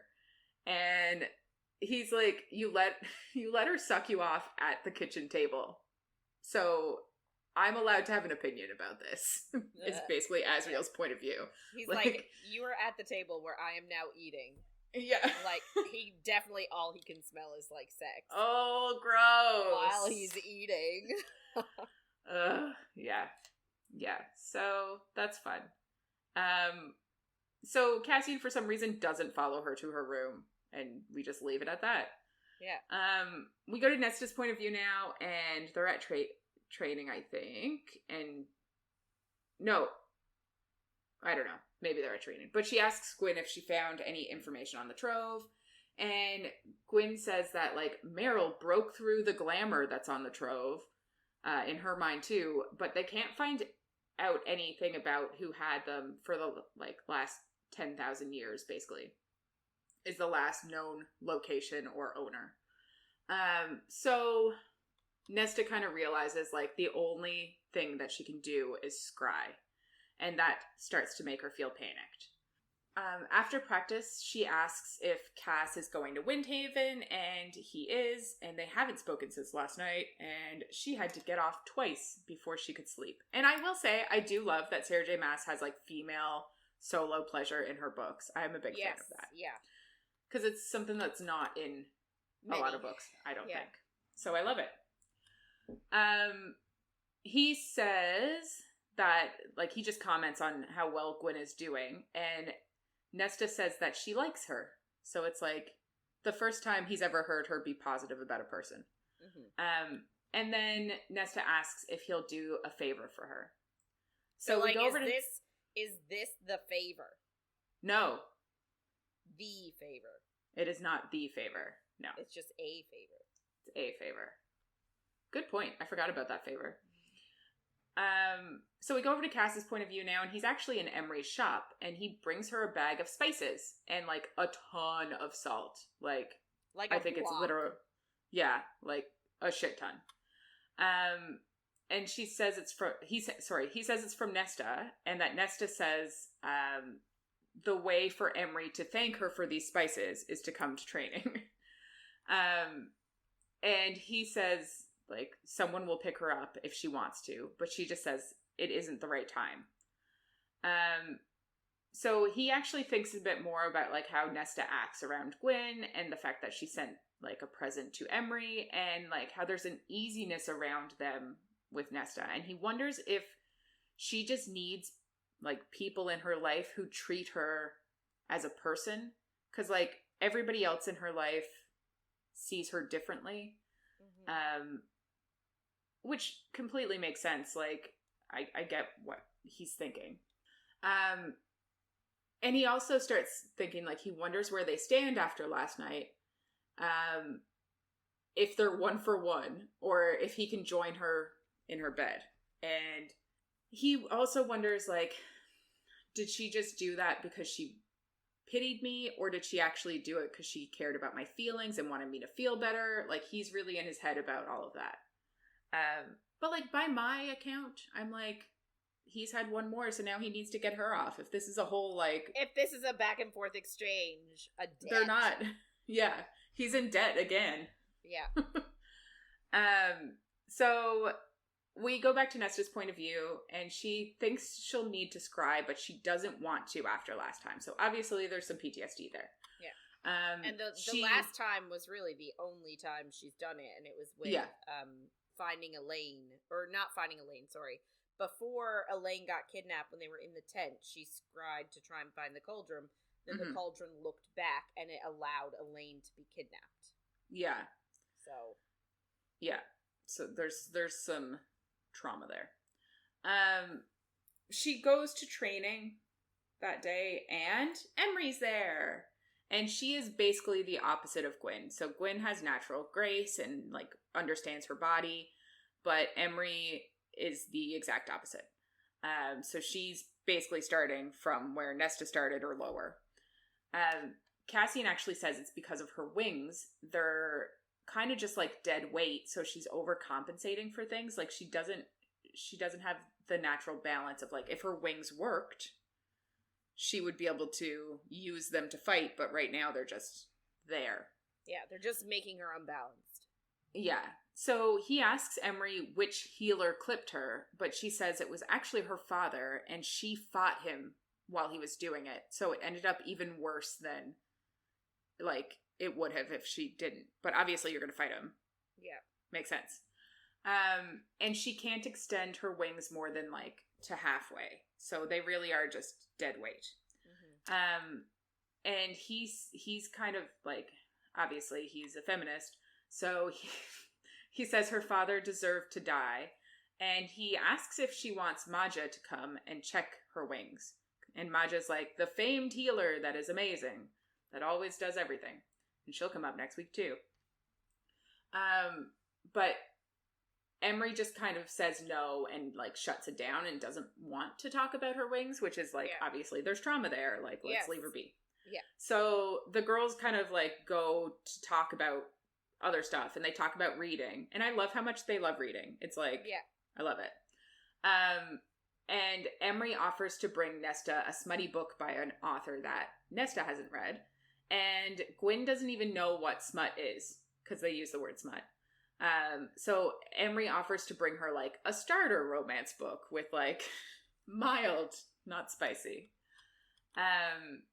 Rhys shows up then and to bring Emery back. And Cassian puts his arm over Nesta's shoulders and, like, holds her, kind of. And Nesta can tell how much Rhys hates it. Yeah, but I think he's doing it on purpose as sort of this is happening, like, we are getting close, like, you're gonna have to accept it. Yeah, and, like, he has a little point of view in a second where he's kind of like, he also wants to keep them away from each other. Yes, yeah. So I think it's a bit that too. Yeah. So while Rhys is there, he kind of, like, knocks on Nesta's mental door to be, like, let into her mind. And then he tells her to treat Gwyn with kindness and respect. And Nesta's just like, what the fuck? I'm not a monster. Like, she's so pissed and tells him to, like, mind his own business. Which is fair. I'd be pissed too. Like, yeah, because again, it's somebody thinking the worst of her. Like, yeah, she's the one who organized this whole thing. Obviously, she's not going to be a bitch to the priestesses. Yeah, exactly. Like, this was her idea. What does, like, you know what I mean? I'm just I don't know if he knows that, though. Like, maybe he's not, like, I don't know. Maybe Cassian wasn't, like, yeah. Nesta had this idea. Maybe, but you think he would, though. I would think so. So yeah, he's just being a dick. So Nesta goes over to talk to Emery, and she says that, like, the spices have reminded her that there is more to the world, and she's too much of a coward to see it. So she's hoping that training will help. So that's nice. We go to Cassian's point of view for, like, 1 second, and he's pissed. Like, he somehow knows exactly what Rhys said to Nesta, and that, like, he warned her to be nice. And he says, like, she's been nice to both women, and Rhys should believe one good thing about her. And he needs to butt out of this. And Rhys is like, yep, you're right. I'll back off. And you're like, good. And then Rhys asks if, like, did Cassian need to hold her back? And he says he doesn't want them within 3 feet of each other, especially since Rhys has a pregnant mate and is being overprotective. Just because they hate each other, so, like, he might do something dumb without even meaning to. Yeah. As Rhys and Emery leave, Rhys, like, says to Cass in his head that he doesn't know what they're doing, but it smells like sex in this house. Ah! And that's where we leave it off for this week.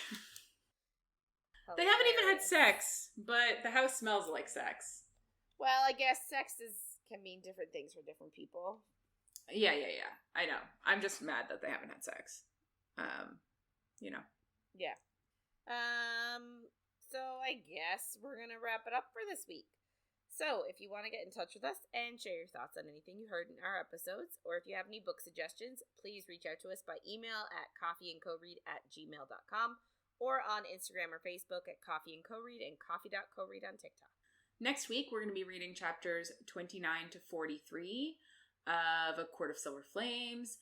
So make sure to follow along. And if you're enjoying our chats, don't forget to follow, rate, and review wherever you find our content. Thanks for listening, everyone, and we'll see you on the next page.